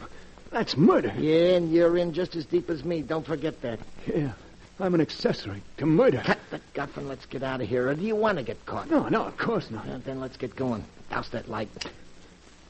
I don't hear nothing. Come on, we'll get out the way we come in. But suppose we are caught. Murder. They'll hang us. Hey, we ain't gonna get caught. We haven't left a clue, not even a fingerprint. Stand still, both of you. I have a gun and I have you covered. The butler. If you move, I'll shoot. I can see you perfectly. Standing on the stairs, he's got a gun. We're caught. Not yet. We ain't. Not by an old scarecrow with a rusty horse pistol. Put up your hands. I'm going to call the police. You've done something to the master. I heard him call. Okay. We'll put up our hands like this. Mike, you shot him. Come on. We gotta get out of here in a hurry. Them shots will bring the cops, but fast.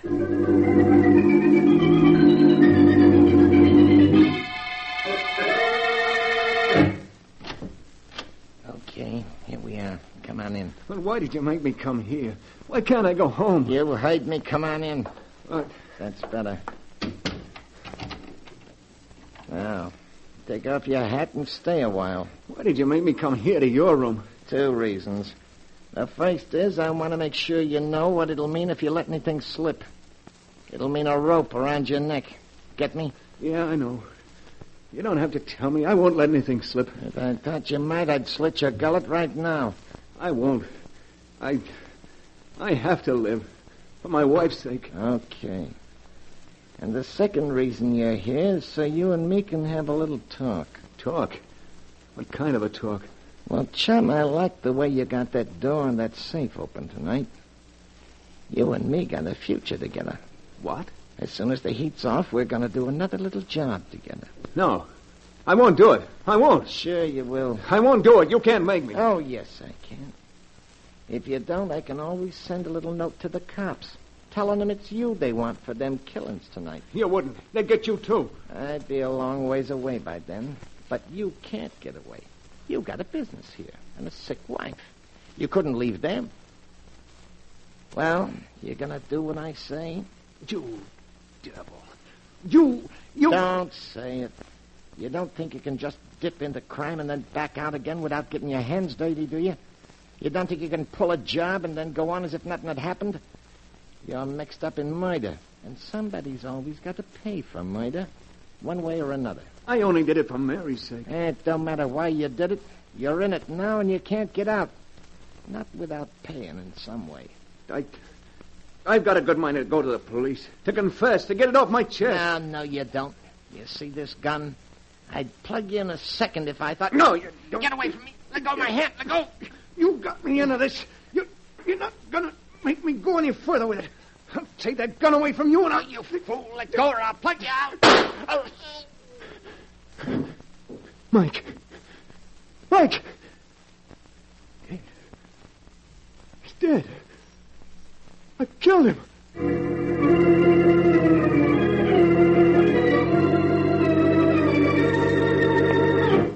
In a daze of horror, Edward Harrison found his hat and made his way to the street. His mind in a whirl, he stumbled into a tiny bar a few blocks away. Struggling to control his shaking hands and to keep his voice normal, he ordered a double whiskey and gulped it down. Then, as his senses cleared a little, he heard the radio at the end of the bar broadcasting a warning to the city. Attention all residents of the city, attention all residents. The police department is asking you to be on the lookout for the following man, wanted for a brutal double murder committed in the Buxton Park section less than an hour ago. Please make a note of the following description. No. The man was... Hey, buddy, what's the idea? What'd you shut the radio off for? Because Because I was sick of listening to it, that's why. Oh, is that so? Well, I'm not, see? And I got an idea maybe there was some other reason you didn't want to hear it. So I'm going to turn it back on, see? No, you mustn't. Well, I'm gonna. If you try to make a break for it, I got a gun right here under the bar, see? So now let's hear what that dirty killer looked like. I repeat, be on the lookout for a man of medium height, lean and wiry, with reddish-brown hair, wanted for the double murder in Buxton Park earlier this evening. If you see such a man, report at once to headquarters. We now turn you back to our regular night owl program of popular dance tunes. Lean and wiry with reddish-brown hair, eh? Well, that ain't you. You're heavy-set and black-haired. For a minute there, you had me going.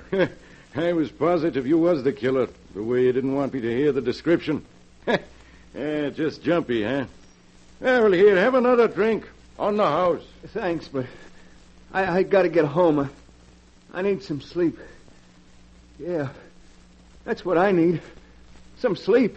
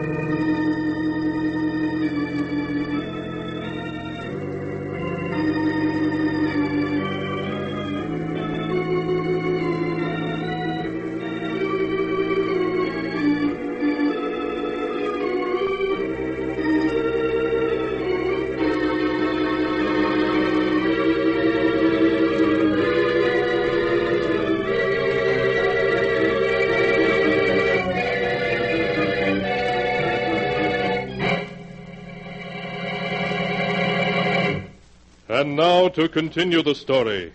Death laughs last, as it is written in the sealed book. As Edward Harrison left the bar and hurried home, he was aghast at how close he'd come to giving himself away.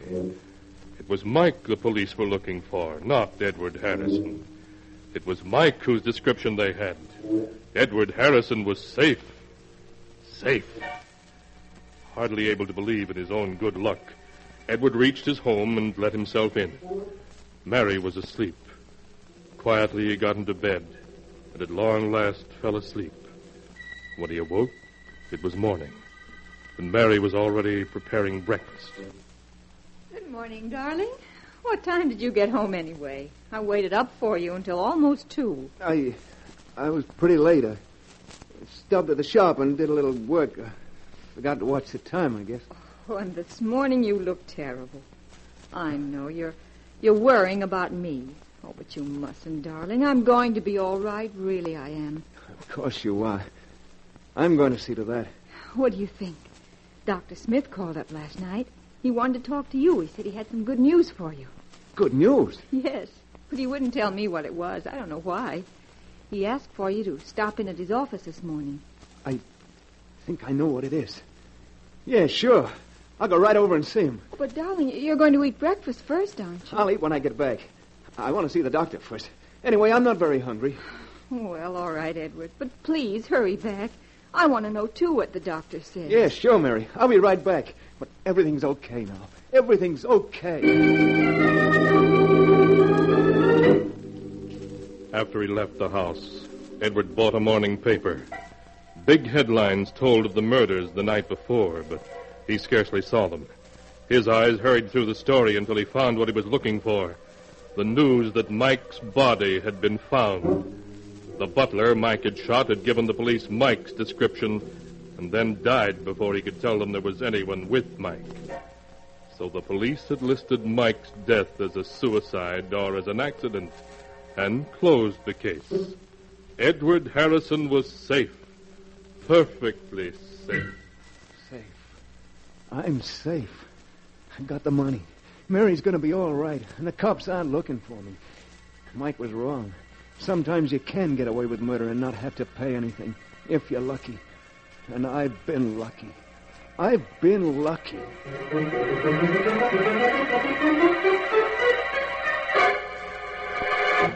Good morning, Doctor. Mary said you'd phone and had some good news. Oh, yes, Mr. Harrison. I called you last night after I got in touch with Dr. Richards. I wanted to tell you that he had agreed to operate on your wife. Well, that's swell, Doctor. I got the money right here in my pocket. The money, yes. I was also going to tell you that Dr. Richards had said not to worry about it. You could take as long as you wanted to pay it. As long as I wanted? Then it wasn't necessary. I didn't have to do it. I didn't have to do it. Oh, I'm afraid I don't understand. Never mind, Doc. I mean, I've got the money. I want to pay it. He's got to take it right away. Well, what's the matter? What are you looking at me like that for? The operation is going to save Mary's life, isn't it? You said it would. You can't go back on your word. You can't, do you hear? It's not that, Mr. Harrison. Yes, the operation would save your wife's life. But unfortunately, Dr. Richards was the only man in this country able to perform it. Well, so what? He said he'd do it, didn't he? And I've raised the dough to pay it. So what's the hitch? Mr. Harrison, Dr. Richards can't perform the operation now. But you said that... Yes, I know. But he was tragically murdered last night by a burglar who broke into his home in Buxton Park.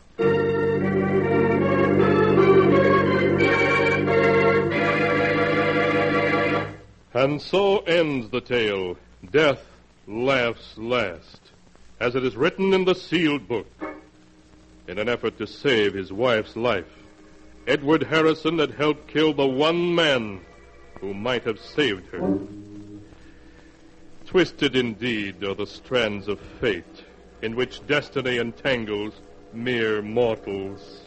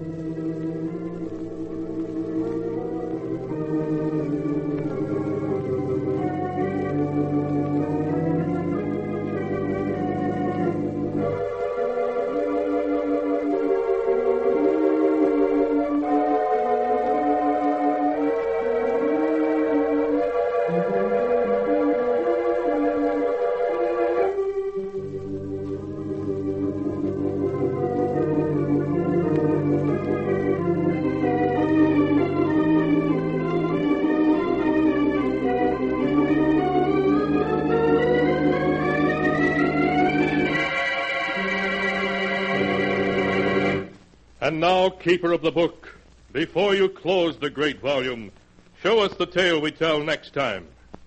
This one? Ah, yes. The tale of a man who was murdered by his wife and her brother, and the strange way he rose from a watery grave to accuse them of his death. The tale is titled, You Only Die Once.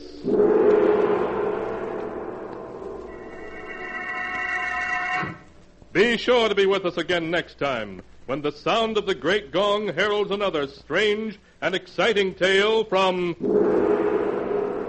The Sealed Book. The Sealed Book, produced and directed by Jock MacGregor, is written by Bob Arthur and David Cogan.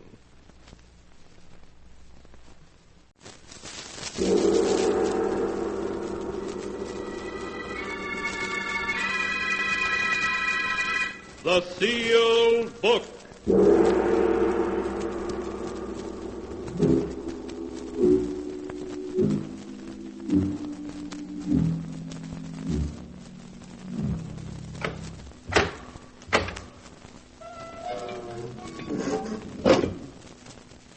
Once again, the keeper of the book has opened the ponderous door to the secret vault, wherein is kept the great sealed book, in which is recorded all the secrets and mysteries of mankind through the ages. Here are tales of every kind, tales of murder, of madness, of dark deeds, strange and terrible beyond all belief. Keeper of the book, I would know what tale we tell this time. Open the great book and let us read. Slowly, the great book opens. One by one, the keeper of the book turns the pages and stops. Ah, the strange story of a beautiful young actress who tried the most difficult role of her life when she impersonated death to win a prize of millions of dollars. A tale titled Death Rings Down the Curtain.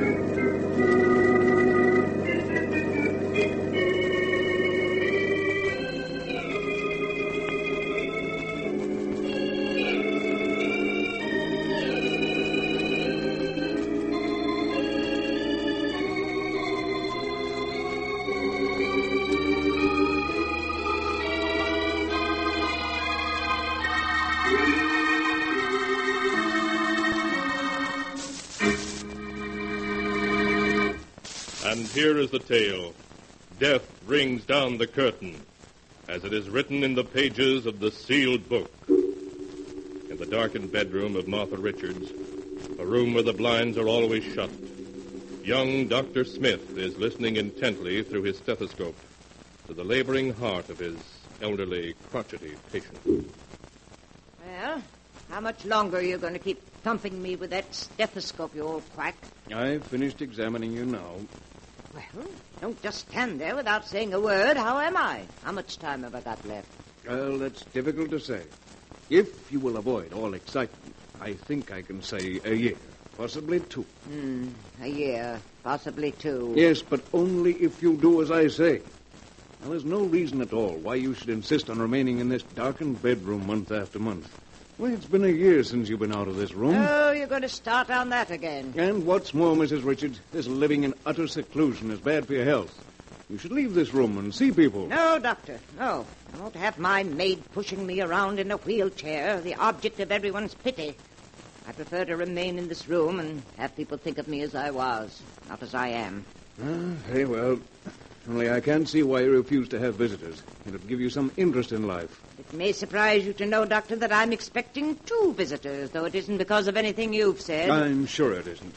But the way my heart is, I think it's about time I was drawing up a will. Before I do so, I want to get acquainted with my only living relatives, a niece and a nephew from my husband's side of the family. And they're the 2 visitors you're expecting? Yes. I haven't seen Gerald and Mildred since they were children. I'm very curious to see what they grew up to be like. I understand Mildred's an actress. An actress? You don't mean that Millie Richards is your niece, do you? Yes. Have you heard of her? Of course. Everyone has. She's one of Broadway's leading actresses. I saw her in a play recently and thought she was excellent. Probably drinks and smokes and has been married 3 or 4 times. And her brother Gerald is probably an heir-to-wheel who's never worked a day in his life. Aren't you being a bit unfair, judging the 2 of them before you've even seen them? That remains to be seen, Doctor. Before I draw up my will, I intend to learn everything about them. I'll give them both every opportunity to prove they're worthy of part of the Richards' fortune. When do you expect them? They said they'd be here in time for dinner, which means they should be on their way here now.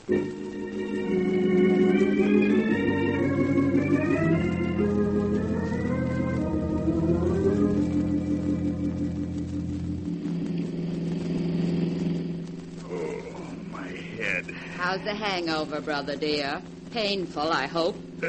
What am I doing in this car? Where are we going? Have you forgotten, darling? This is the day we were invited to visit Aunt Martha. You remember dear old Aunt Martha. She's the one with all that lovely money. Oh, save it, will you? I'm in no mood for your witticisms. Considering that I spent half of last night looking for you under nightclub tables, Gerald, you might be a little more grateful. Oh, my head. What a night. Yes, wasn't it, darling? Every place I went looking for you, they gave me IOUs you'd left behind. Exactly how much do you owe around town? $11,000. Millie, you gotta help me. If I don't pay up soon, I'll be in real trouble. What exactly am I supposed to do? You've got to lend me enough money to hold off my creditors. Lend you money? You may not know it, brother dear, but I'm far deeper in debt than you are. But you were getting $1,000 a week as the lead in Let Us Be Merry. How can you possibly be in debt? It's all very simple, darling. I was getting $1,000 a week and spending $2,000 a week. Well, that makes everything just perfect. Both of us so deeply in debt, we probably don't dare go back to town. Perhaps after our visit to Aunt Martha, we will be able to go back to town. What do you mean by that? Why do you think Aunt Martha sent us an invitation to visit her? Your guess is as good as mine. Aunt Martha's getting on in years. Unless I'm very much mistaken, she's decided to draw up a will. Naturally, before doing so, she wants to see what her only living relatives are like. Millie, do you really think she'll leave us some money? If we play our cards right, all we've got to do is convince Aunt Martha that we deserve it. And how are we going to do that? By showing her that we're lovable, simple, and unspoiled.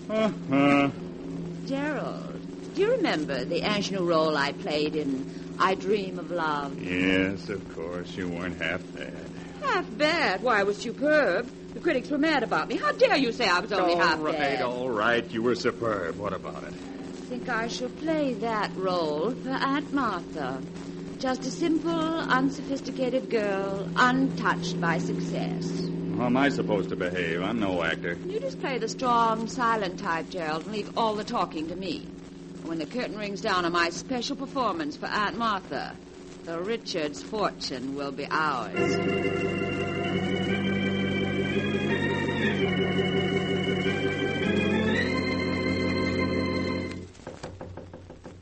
Come in. Hello, Aunt Martha. It's us, Aunt Martha. Oh, come in, Mildred. Gerald. Well, it's been quite a number of years since we've seen each other, hasn't it? Yes, it has been, Aunt Martha.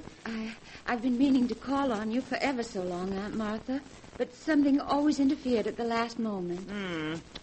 Well, what finally brought you here? Well, when you mentioned in your letter that you were ill and would like to see us, I simply couldn't stay away. I dropped everything to come here.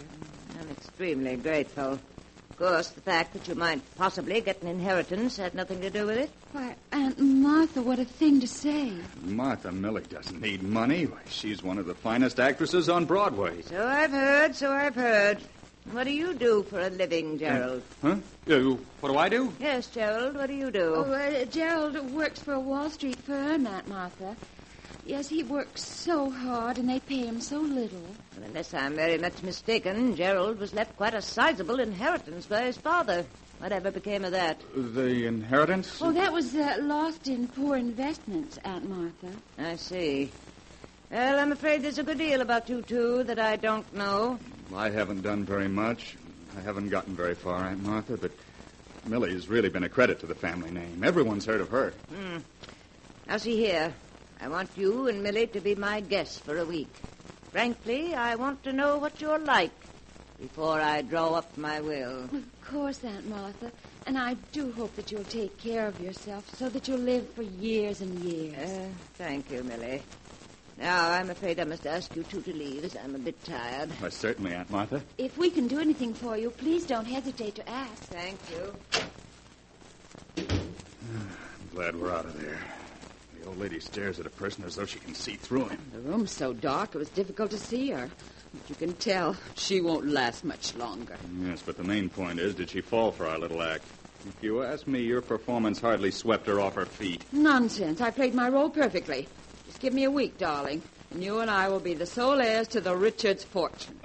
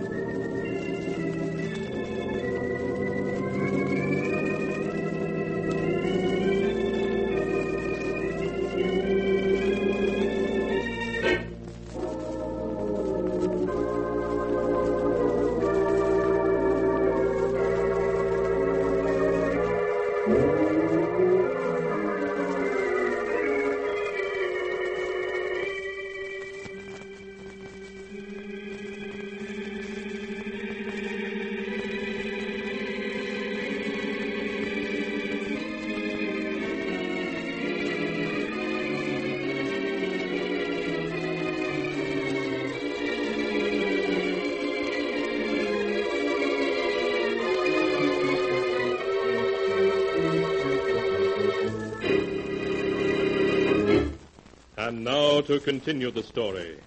Death rings down the curtain, as it is written in the sealed book. For a week, Millie and Gerald have been living with their Aunt Martha, trying to convince her that they are worthy of inheriting her great fortune.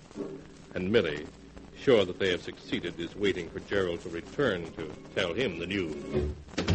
Hello, Millie. Gerald, where have you been all night? I've looked everywhere for you. I spent the night in town.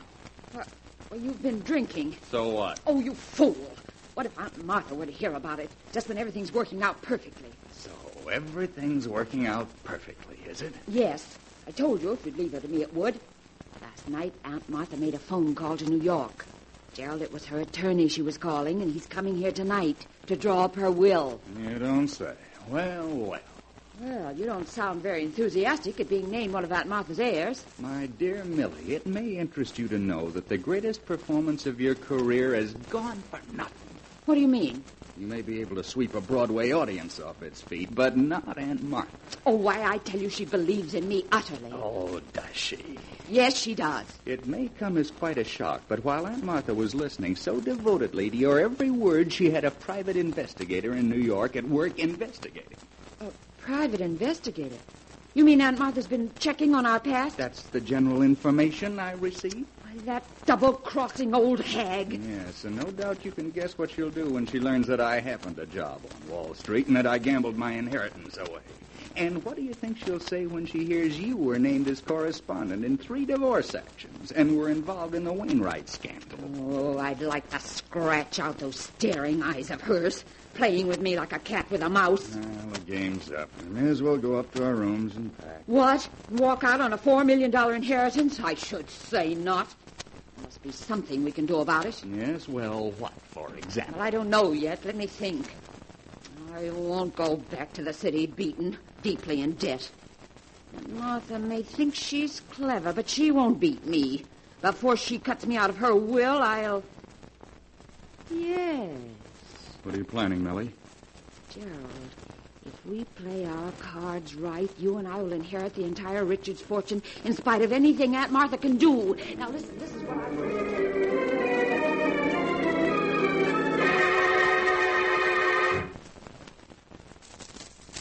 As Millie explained her idea, Gerald's face became white. But in spite of his fears, he finally agreed to do exactly as Billy asked. Then in the hours that followed, Millie locked herself in a room and practiced her aunt's signature over and over until she was finally satisfied. And that evening, as the clock struck 8, Millie and Gerald silently stole down the hall to the door of their aunt's room. Millie, let's not go through with this. It's madness. Be quiet, you fool. I tell you, it's the only way out. But what if we're caught? You know what that'd mean. I tell you, we won't be caught if you do exactly as I say. I've everything worked out perfectly to the last detail. Get hold of yourself. I'm going to knock. You know exactly what you're to do. Yes. Good evening, Aunt Martha. I hope you're feeling well, Aunt Martha. Oh, Mildred, Gerald, eh? Come in. Thank you. It's quite dark in here, Aunt Martha. Would you like me to turn on a light? No, Gerald, that isn't necessary. I'm quite used to being in the dark. Of course. How are you feeling this evening? Much better, thank you. Gerald, perhaps you ought to fix Aunt Martha's pillows. She doesn't seem very comfortable. No, you needn't bother. I'm quite comfortable, I assure you. Gerald, fix Aunt Martha's I can't go through with it. Do you hear? I can't. Fool, I should have known better than to count on you. Mildred, what's Gerald talking about? Nothing important, Aunt Martha. Here, let me fix this pillow for you. I tell you, I don't want Millie, don't. Mildred, Millie, don't. She's suffocating. Quiet, you hear? You haven't got the nerve to go through with it. I have. There. I think that's enough to bring on a heart attack. How How do you feel, Aunt Martha? You're nothing but a murderess. Oh, my heart. Millie, is she dead? Yes, Gerald, and not from suffocation, but from a heart attack. I told you it would work out. I had nothing to do with it, do you hear? You murdered her, I didn't. In the eyes of the law, Gerald, you're my accomplice, and nothing you might say can make it otherwise. We haven't time to discuss that. Aunt Martha's attorney should be here in an hour. Now, will you do as I say, or won't you? I have no choice in the matter. No, you're acting sensibly. Do exactly as I say, and we can't fail.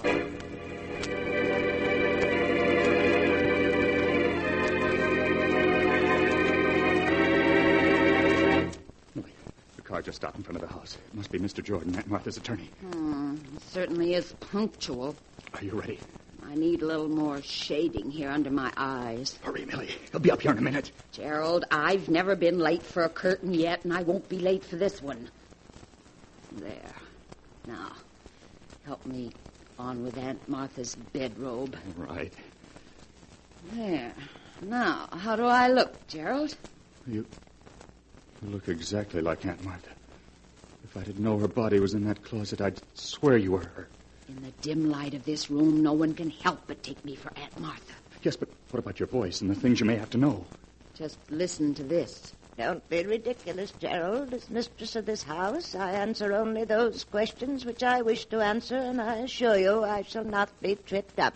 Does that convince you? Yes, I'm convinced. Millie, quick. Get in bed. I hear someone coming. All right, Gerald.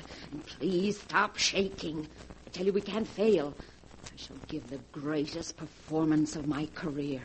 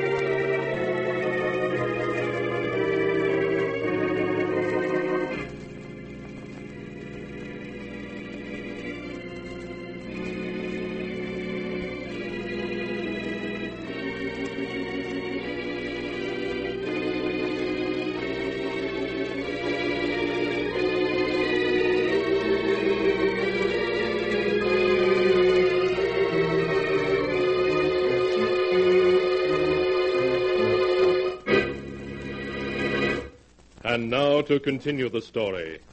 Death rings down the curtain, as it is written in the sealed book. Swiftly, Millie, made up to look like her dead Aunt Martha, slips into her aunt's bed, and then, as Gerald lights a cigarette with trembling fingers, someone knocks at the door. Come in.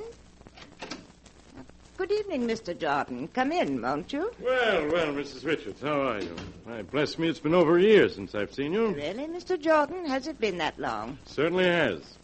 How are your eyes? Still troubling you? My eyes? Oh, they're much better, thank you. Well, that's fine, Mrs. Richards. Oh, by the way, this is Mr. Wilson, my secretary. How do you do? I'm happy to meet you, Mrs. Richards. I don't think, Mr. Jordan, you've met my nephew, Gerald Richards. Gerald, this is my attorney, Mr. Jordan. Well, how do you do, Mr. Richards? Mr. Jordan, I want to have a will drawn up and signed tonight. Tonight? Surely you can't be serious, Mrs. Richards. After all, your vast holdings require a will that will take you days to draw up. Oh, nonsense. I'll have none of your involved 40-page wills. All I want is a simple will dividing my entire estate equally between my nephew Gerald and my niece Mildred. But, Mrs. Richards, there are so many other details that enter into the matter of a will. For example, we must consider Mr. Jordan, will you do as I say, or must I get another attorney to draw up my will? Very well, Mrs. Richards. Mr. Wilson, please draw up a will dividing the entire estate between Gerald Richards and Mildred... Mildred Richards. She's Gerald's sister. Yes, thank you. I'll take care of it at once, Mr. Jordan. You mean, Mr. Jordan, you've never heard of my niece, Mildred Richards, the Broadway actress? Oh, you mean Millie Richards. Why, yes, of course. I've seen her in quite a number of plays. Oh, really? What do you think of her? Well, frankly, Mrs. Richards, I think your niece has a tendency to overact. Oh, you do you? Yes, take this last play she was in, Let Us Be Merry. Now, I think she played it far too hard for comedy. I'd have preferred to see an actress like, say, Joan Walker play that role. Well, that's only your opinion. I should like you to hear what the critics had to say about her performance. Gerald, will you please hand me Millie's scrapbook? You'll find it on my desk there. Really, Aunt Martha, don't you think you ought to... Please, Gerald. Oh, very well. I can understand criticism when it's justified, Mr. Jordan, but it seems to me you're going against my niece's huge public. Here's Millie's scrapbook, Aunt Martha. Thank you, Gerald. Now, just a moment, Mr. Jordan, and I'll read you what the critics had to say about Millie's performance in Let Us Be Merry. Yes, I'd like to hear it. Here we are. This is what Martin Walters, dramatic critic of the Evening Sentinel, had to say. Rarely in 30 years of theater going has this reviewer seen such a fine flair for comedy as was displayed last night by Millie Richards in her new hit, Let Us Be Merry, and that, Mr. Jordan, is the opinion of one of the finest critics in the country. Well, I may be wrong, Mrs. Richards. Naturally, I was only venturing a personal opinion when I said... I have Mrs. Richards' will prepared, Mr. Jordan. I use the standard form. Oh, yes. Let's have a look at it. Yes, it seems to be all in order. You're sure that will, Mr. Jordan, will stand up in court? Oh, yes. Only you'll be leaving a good many unsettled problems to your heirs. It's quite all right. I'm sure they're capable of taking care of them. Your secretary can be one of the witnesses, can't he? Yes, Mrs. Richards, and your maid can be the other. Very well. Now, I'll sign first. There you are. That's fine. Now I'll have the two witnesses sign it, and everything will be in order. Good. I'm quite happy now that it's all settled. You look tired, Aunt Martha. I am, Gerald, I am. Are you finished, Mr. Jordan? Yes, Mrs. Richards. Good. Mary will show you and Mr. Wilson to your rooms. I'll see you in the morning. Good night. Good night, Mrs. Richards. Good night. They're gone. Well, Gerald, I told you it would work. We aren't through this yet. Don't be a fool. The money is as good as ours. All we have to do is put Aunt Martha back in this bed. Tomorrow morning, her maid will discover her dead body, and you and I will inherit everything.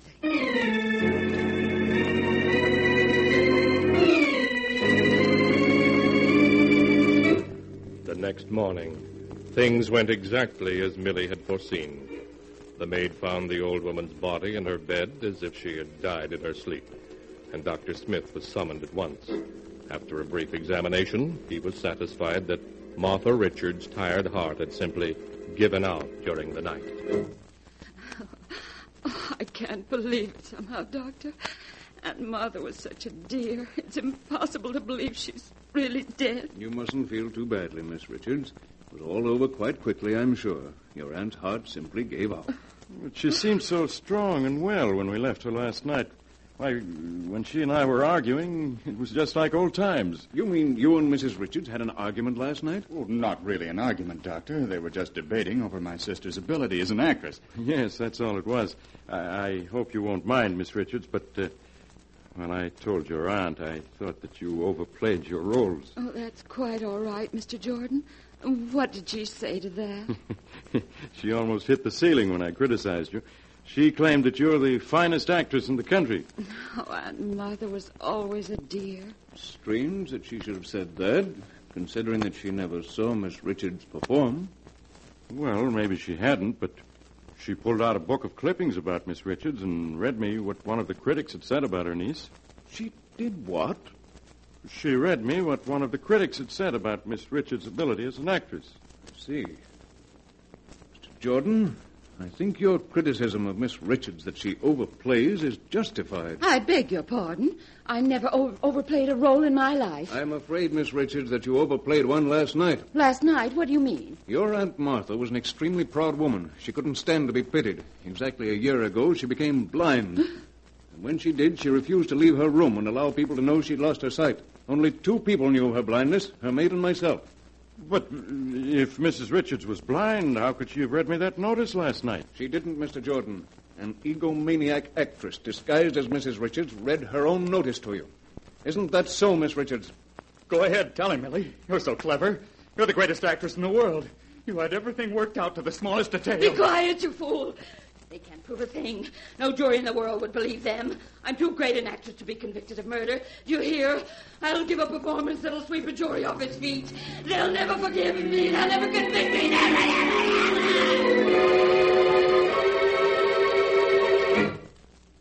And that is the story, as it is written in the sealed book, of how an actress tried to impersonate death and failed. Millie Richards had one more opportunity to act upon the witness stand at her trial, but again she failed. For the jury found her and her brother Gerald guilty and sentenced them to life imprisonment.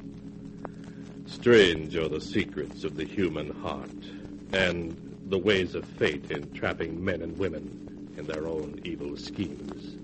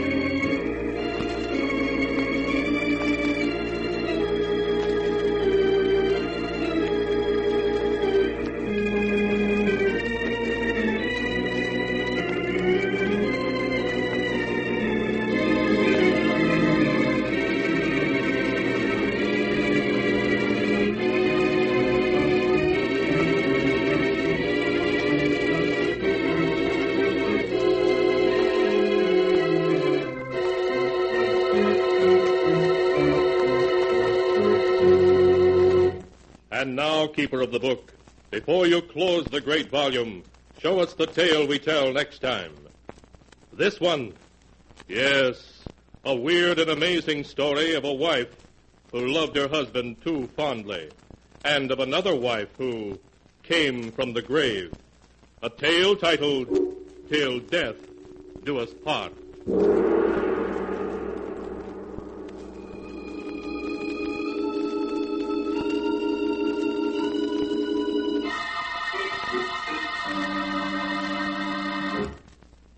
Be sure to be with us again next time, when the sound of the great gong heralds another strange and exciting tale from the Sealed Book.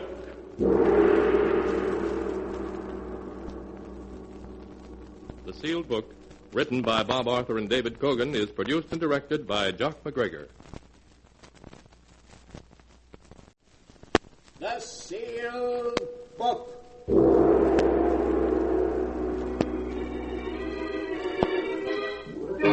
Once again, the keeper of the book is ready to open the ponderous volume in which is recorded all the secrets and mysteries of mankind through the ages. All the strange and mystifying stories of the past, the present, and the future.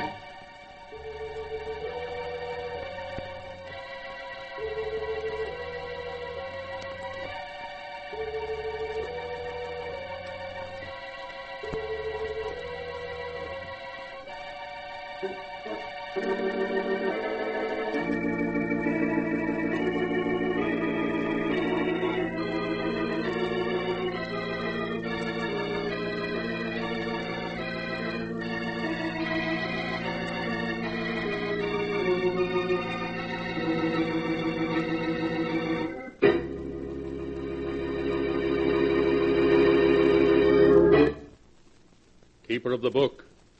What tale will you tell us this time? What tale shall I tell you? I have here tales of every kind. Tales of murder, of madness, of dark deeds and events strange beyond all belief. Let me see. Yes, here's a tale for you. The strange tale of an old woman and of 3 heirs greedy for her millions. A tale I call Death Spins a Web.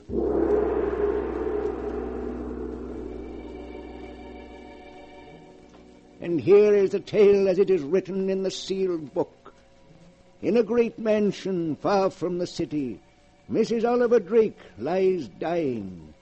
Her door opens, and her attorney, Henry Arnold, enters. Good morning, Mrs. Drake. How do you feel today? Henry, 2 days ago, Dr. Smith told me I had 2 months to live. Well, that's how I feel, like somebody who has 2 months to live. You take it well, Mrs. Drake. Tell me, have those 3 worthless grandchildren gotten here yet? Blanche and Vivian have. They're outside in the hall now. But do you want to see them? I don't want to see them, no. But I will. We have things to talk over. Of course. I'll send them in. Your grandmother will see you now. Oh, thank you. Oh, Granny, darling, it's so nice to see you again. Why, you don't look sick at all. That must be quite a disappointment to you, Vivian. Dear Granny, it's so good to see you again. How are you, darling? Dr. Smith says I may live for another 10 years. Now, Blanche, you mustn't look so downcast. Perhaps I can arrange to die sooner. Why, Granny, you know I didn't mean any... Hello, Granny. Sorry I'm late. Our family playboy has arrived. Chris, these are your cousins, Blanche and Vivian. Well, I'm very happy to meet both of you. Strange, Chris, that we've never met before. We've been to so many of the same places. Monte Carlo, Paris, Deauville. I'm sorry that we didn't, Blanche. Until now, I had no idea that I had such a beautiful cousin. Chris, I'm Vivian, one of your unknown polo admirers. I saw you play at Bentonhurst last year. You were magnificent. Chris is magnificent at everything that's a waste of time. By the way, Chris, whatever became of that princess you were married to? Oh, you mean Irina? We were divorced 2 months ago, Granny. Congratulations. What about you, Blanche? Are you still married to that 3rd husband of yours? Oh, no, Granny. I got rid of him a year ago. What about you, Vivian? I'm free at the moment, darling. You know, if I were to search the entire world for the 3 most useless people, I don't think I could do better than you 3. As far as I'm concerned, you're undoubtedly right, darling. If I had my way, I'd cut you 3 vultures off without a penny and leave everything to charity. Unfortunately, under your grandfather's will, I have to divide the fortune among the 3 of you. But I'm permitted to divide it any way I see fit. But of course you're going to divide the money equally between us, aren't you, Granny? No, dear, that's just it. I'm not. What? I'm going to leave the fortune to just one of you. The other 2 will merely receive token inheritances. But why, Granny? I feel that one of you must be just a shade less useless to society than the other 2. And to that one, I intend to bequeath the fortune. I see. And have you made up your mind yet? No. Ah? I want the 3 of you to live with me for a few weeks, so that I can become better acquainted with each of you. And at the end of that time, I shall make my decision.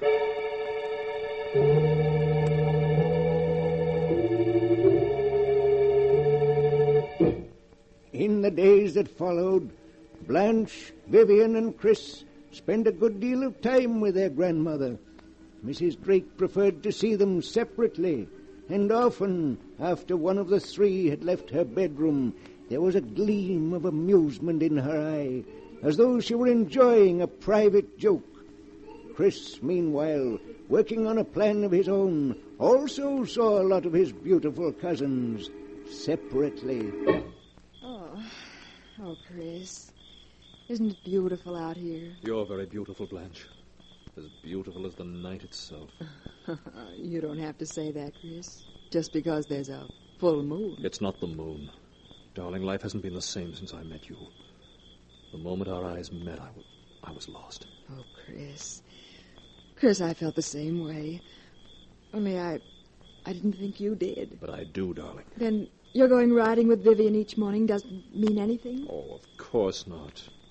You're the one I love, and always will. Oh, Chris. Chris, I do so want to believe you. I've been so unhappy. None of my husbands ever understood me. But I do, darling. And I love you very much. Oh. You know that now, don't you? Yes, Chris. Yes. I do.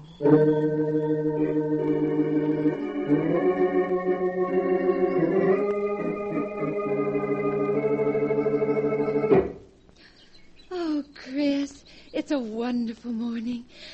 Oh, the air feels so clean. Oh, you look lovely, Vivian, with your cheeks so flushed and your hair windblown. Look at me, Vivian. Oh, Chris, don't. Oh, you had no right to kiss me. Let me go. Your lips say let me go, but that isn't what your eyes are saying, is it, darling? No, Chris. No, it's not. Oh, Chris, this isn't just one of your famous flirtations. No, darling. I think I fell in love with you the moment I saw you. You do care for me, don't you, Vivian? Yes, Chris. Yes, I do.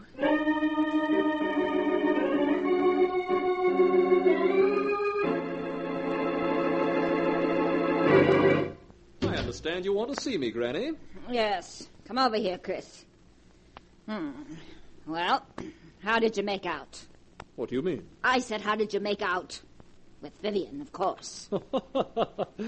So you know that I was out riding with Vivian. I know everything that goes on in this house.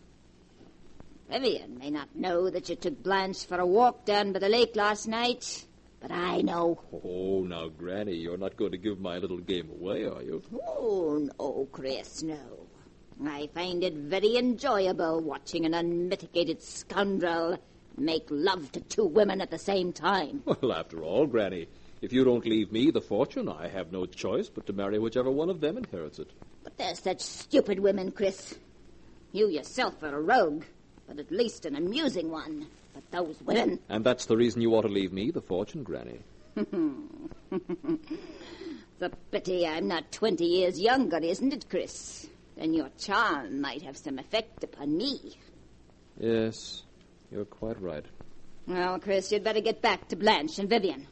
After all, one of them might be an heiress, and heiresses demand attention.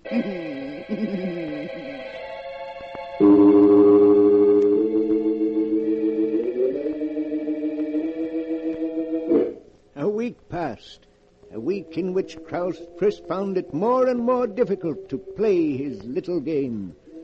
Blanche and Vivian stopped speaking to each other, and it became steadily harder for him to convince each of them that he had no interest in the other. Good morning, darling. Oh, hello, Blanche. What? Aren't you even going to kiss me? Oh, of course, dear. Oh, Chris, I do love you so. This past week has been heavenly.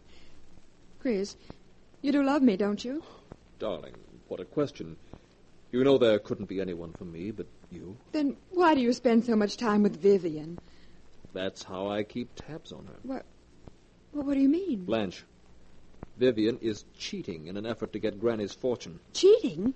How? The three of us agreed not to go see Granny unless she sent for us. Yes? Well, Vivian has already broken that agreement. Several times she sneaked into Granny's bedroom to try to influence the old lady in her favor. What?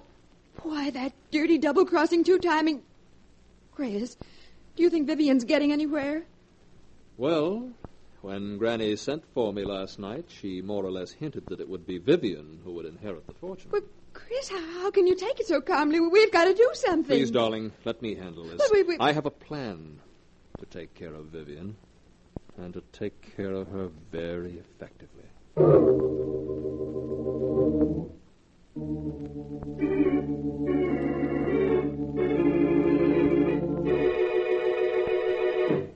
Hello, Vivian. How are you, darling? Let go of me, Chris. Let go. But what's wrong, darling? Aren't you afraid Blanche may be wondering where you are? Oh, so that's it. Yes, that's it. Vivian, listen to me. Whatever time I've spent with Blanche hasn't been because I wanted to. All I've been doing is protecting our interests. Protecting our interests? You may not know it, but Blanche has broken the agreement the three of us had. She's been sneaking in to see Granny behind our backs. Why, that low-down, conniving, peroxide blonde. That's the reason I've spent so much time with Blanche. To learn if Granny is being influenced by her. And is she, Chris?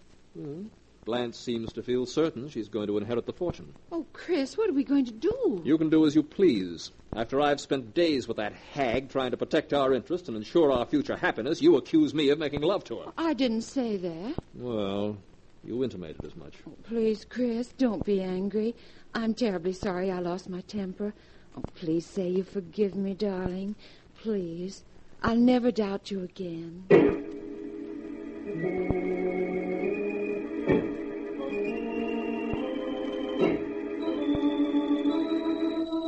A few days later, after a particularly severe heart attack, Mrs. Drake sent for her 3 grandchildren. I suppose you're wondering why I sent for you, aren't you? Naturally. Oh, frankly, yes, Granny, darling. In the 2 weeks that you've been living with me, I've come to the conclusion that you 3 are the shallowest and most useless people alive. Why, Granny? If I could, I'd leave the entire fortune to charity. But the will of your grandfather provides that the fortune is to be divided among you. I want you to know that I've finally made my choice. You have? And who's the lucky one among us, Granny? My attorney, Mr. Arnold, is coming from the city the day after tomorrow to draw up my will. When I'm dead, he'll reveal to you who the fortune goes to. Until then, you'll just have to be patient and try to guess.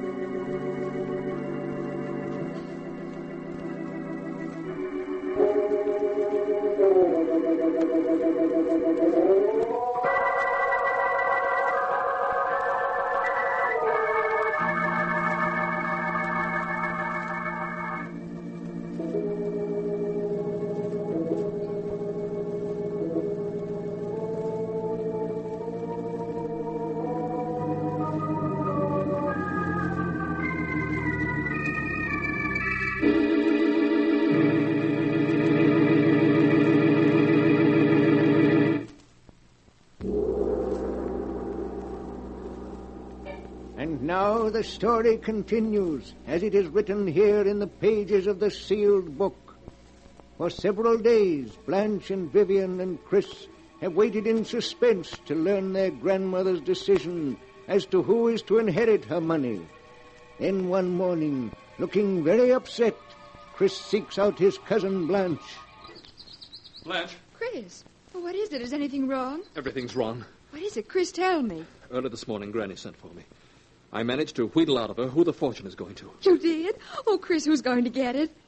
Vivian. Vivian? Yes. We're each to receive $5,000 while she gets millions. Oh, Chris. Chris, it's not fair. Oh, shh. Don't cry, darling. I could stand the thought of losing the fortune. If it weren't that I'd lose you also. Chris, what are you saying? We'll always be together. Oh, darling, there's no use pretending. If we're both penniless, we can't get married. Oh, Chris, it wouldn't matter if we were penniless. Really, it wouldn't. That's what you say now, Blanche, but I know better. Oh, no. Both of us are too used to luxury to do without it. And listen, if somehow Vivian failed to inherit the fortune, it would mean that either you or I would be bound to. In either case, we could get married and have our chance for happiness. Yes, you're right. Oh, I hate her. I hate her. Darling, if we want our happiness, we've got to fight for it. Chris, what are you talking about? If something were to happen to Vivian, our worries would be over. Chris, you don't mean... Oh, no. Darling, the happiness of two people is more important than that of one. And we could be so happy together. I can't bear the thought of giving you up. Oh, Chris. But murder... We'll be caught. Not if we're clever, darling. Now listen. This afternoon, suggest to Vivian that the two of you take the canoe and paddle to the other end of the lake. When you get about a mile from shore, you'll see me approaching in the motorboat. That will be the moment for you to tip the canoe over. Tip the canoe over? Yes. Then I'll pick you up and bring you back to the dock. As for Vivian, it was a simple case of drowning. By the time I reached the overturned canoe, she had gone under. You were the only survivor. Oh, Chris, I'm so frightened. Well, will you do it? Yes. I'll do it. If you want me to.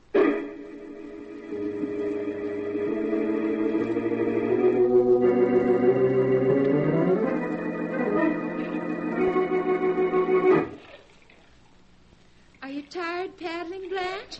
No, Vivian. Oh, the lake is certainly deserted today, isn't it? Always is this time of the year. Ooh, but that water's cold. Oh, I hear a motorboat. Oh, look, it's Chris. He's coming after us. Hello, you two. Who wants a lift? Let's just ignore him, Vivian. All right. We'll pretend he isn't there. He expects us to admit we're tired. Shall we change places? I'm tired of paddling in the stern. All right, if you like. But be careful. These canoes tip very easily. Yes, I know. Now you work your way slowly toward the stern while I make for the bow. Okay. Now, we have to slide past each other. This is a tricky part to changing places in a canoe. Blanche, look out. You're rocking the canoe. Oh, I can't help it. Look out. We're going over. Hey, what happened to you two? Chris, pick me up. Come over here and I'll help you into the boat. Chris, where are you? Here I am, Vivian. Chris, it's 30 yards to the boat. I can't swim that far. Chris, pick me up. My clothes are dragging me under. Swim to the boat and I'll pick you up. Oh, Chris, don't let me drown. Chris. Chris. It's only another 20 yards, Blanche. Oh, Chris, my clothes, they're so heavy. I'm getting so tired. Just a few more yards, darling. A few more yards. I couldn't swim beyond that if my life depended on it. I'm afraid you may have to, darling. Chris! Chris, come back! Chris, don't let me drown! Chris! Chris, no!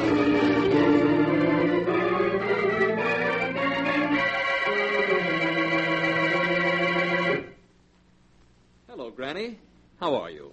Have the police left yet? Yes, Granny. They asked me to convey their condolences over the tragic loss of your granddaughters. Oh, it was just one of those unfortunate accidents. Yes, wasn't it? It's a pity you weren't able to get there in time to save them, Chris. I shall never forgive myself for that, Granny. I'm sure you won't. Well, Mr. Arnold is waiting to see me about drawing up my will and naming my heir. But I no longer seem to have a choice in the matter. I must give you credit, Chris. You worked the whole thing out like a master. Why, Granny, whatever are you talking about? You may have fooled Blanche and Vivian and the police to boot, but not me, Chris. What do you mean? Chris, do you remember when the thought first occurred to you that with Blanche and Vivian gone, you would inherit all? Why, Granny. It was when you met your cousins for the first time in this room. The thought occurred to you because I said, it's a pity there isn't only one of you. Then I wouldn't have to bother deciding who should inherit the fortune. Come to think of it, I do recall your saying something to that effect. And when I did, your head came up and you stared at the two women, and then you smiled. And I knew exactly what you were going to do. Of course, this is all nonsense, but if you say you knew what I was going to do, why didn't you stop me? Because I wanted to see happen what did happen. But if you wanted me to inherit the fortune, why didn't you promise to leave it to me in your will without... Without forcing you to do what you did? Yes. My dear Chris, for reasons of my own, I wanted it to be quite impossible for those two vicious, stupid women to inherit my money. And equally impossible for you. Well, whether you want me to inherit the fortune or not, I'm going to. Oh, are you? Yes. Under Grandfather's will, there's no way you can prevent me from inheriting it. It's mine, come what may. Oh, is it? Yes. What are you laughing at? You fool. There isn't any fortune. What are you saying? There are millions. There's nothing. Absolutely nothing. Everything your grandfather left was lost in the Depression. No, that can't be. You're lying. Lying, am I? I've been paying the servants my doctor bills and other expenses by selling what few pieces of jewelry I had left. I have nothing now, nothing. No. In fact, I shouldn't even be surprised if you had to pay my funeral expenses. You witch! You planned this all from beginning to end, getting the three of us here. Speaking of leaving the fortune to one of us, driving me on to drown the two of them. Yes, that's right. And I can't recall ever having had so much fun in all my life. Well, you won't be having it much longer. You made a mistake in playing me for the fool. I don't think so. You did exactly as I knew you would. Everything I expected came about. It did it? Did you expect this also? You didn't expect this, did you? Well, why don't you laugh now? You'll never play anybody else for a fool. Drake, is anything wrong? I thought I heard... Good heavens, Mr. Drake, let go of her. Let go, do you hear? Let go. Something she didn't count on. Let go of her.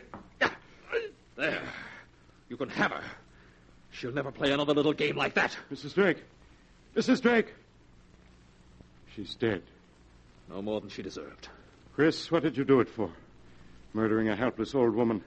It's madness. Helpless, was she? Why, she tricked me into believing she had a fortune. Tricked me into killing to get it. What are you talking about? She tricked you into believing she had a fortune. She does have a fortune. You're lying. She said there wasn't a cent of the fortune left. You must have misunderstood her.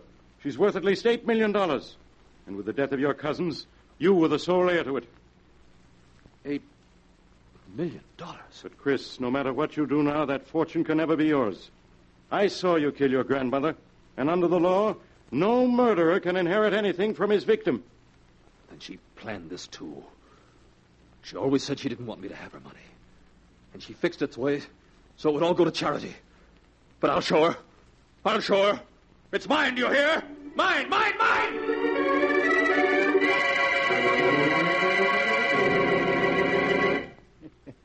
So in the end, old Mrs. Drake defeated her three greedy grandchildren after all. But what a strange way to disinherit anybody. It looks as if murder ran in the family, doesn't it? But the sound of the great gong tells me it's time to close the sealed book again. One moment, keeper of the book. What story will you tell us next time? Next time? Would you prefer a murder or a tale of the supernatural? Remember, I have all the stories that ever happened here, and all that have yet to come to pass. But I'll find one for you in just a moment.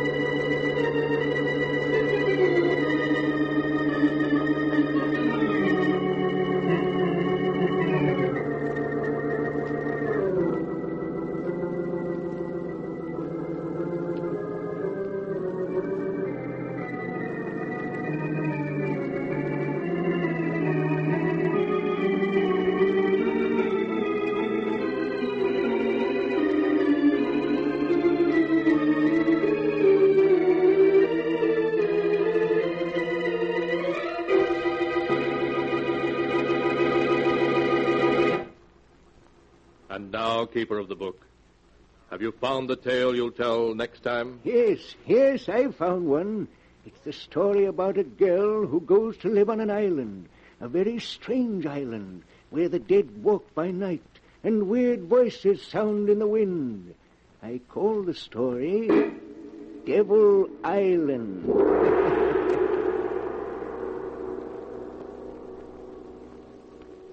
Be sure to be with us again next time. The sound of the great gong heralds another strange and exciting story from The Sealed Book.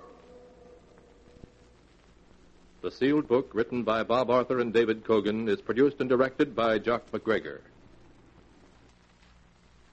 And so, the final page has been turned, the candle burns low, the shadows grow longer, and the great book of dark secrets is once again closed and sealed. You've been listening to Mel's Vintage Radio and my collection of chilling episodes from the 1945 mystery series, The Sealed Book. Before we put the book away tonight, here are a few fascinating facts about this eerie old-time radio show. The Sealed Book aired for a very short time in radio history. Only 26 episodes were ever produced, all broadcast in 1945 over the Mutual Broadcasting System. That limited run makes it one of the rarer horror programs from the golden age of radio. The show was produced and directed by Jock MacGregor, who specialized in suspense and mystery programming during radio's most creative years. Each episode followed the same unforgettable introduction, the sound of a gong, followed by the narrator opening the mysterious sealed book, a device meant to suggest that the stories inside were dangerous secrets best left hidden from the world. Despite its short run, The Sealed Book has become a fan favorite among collectors of classic radio thrillers because of its dark tone, supernatural themes, and unusually eerie storytelling compared to many other programs of the era.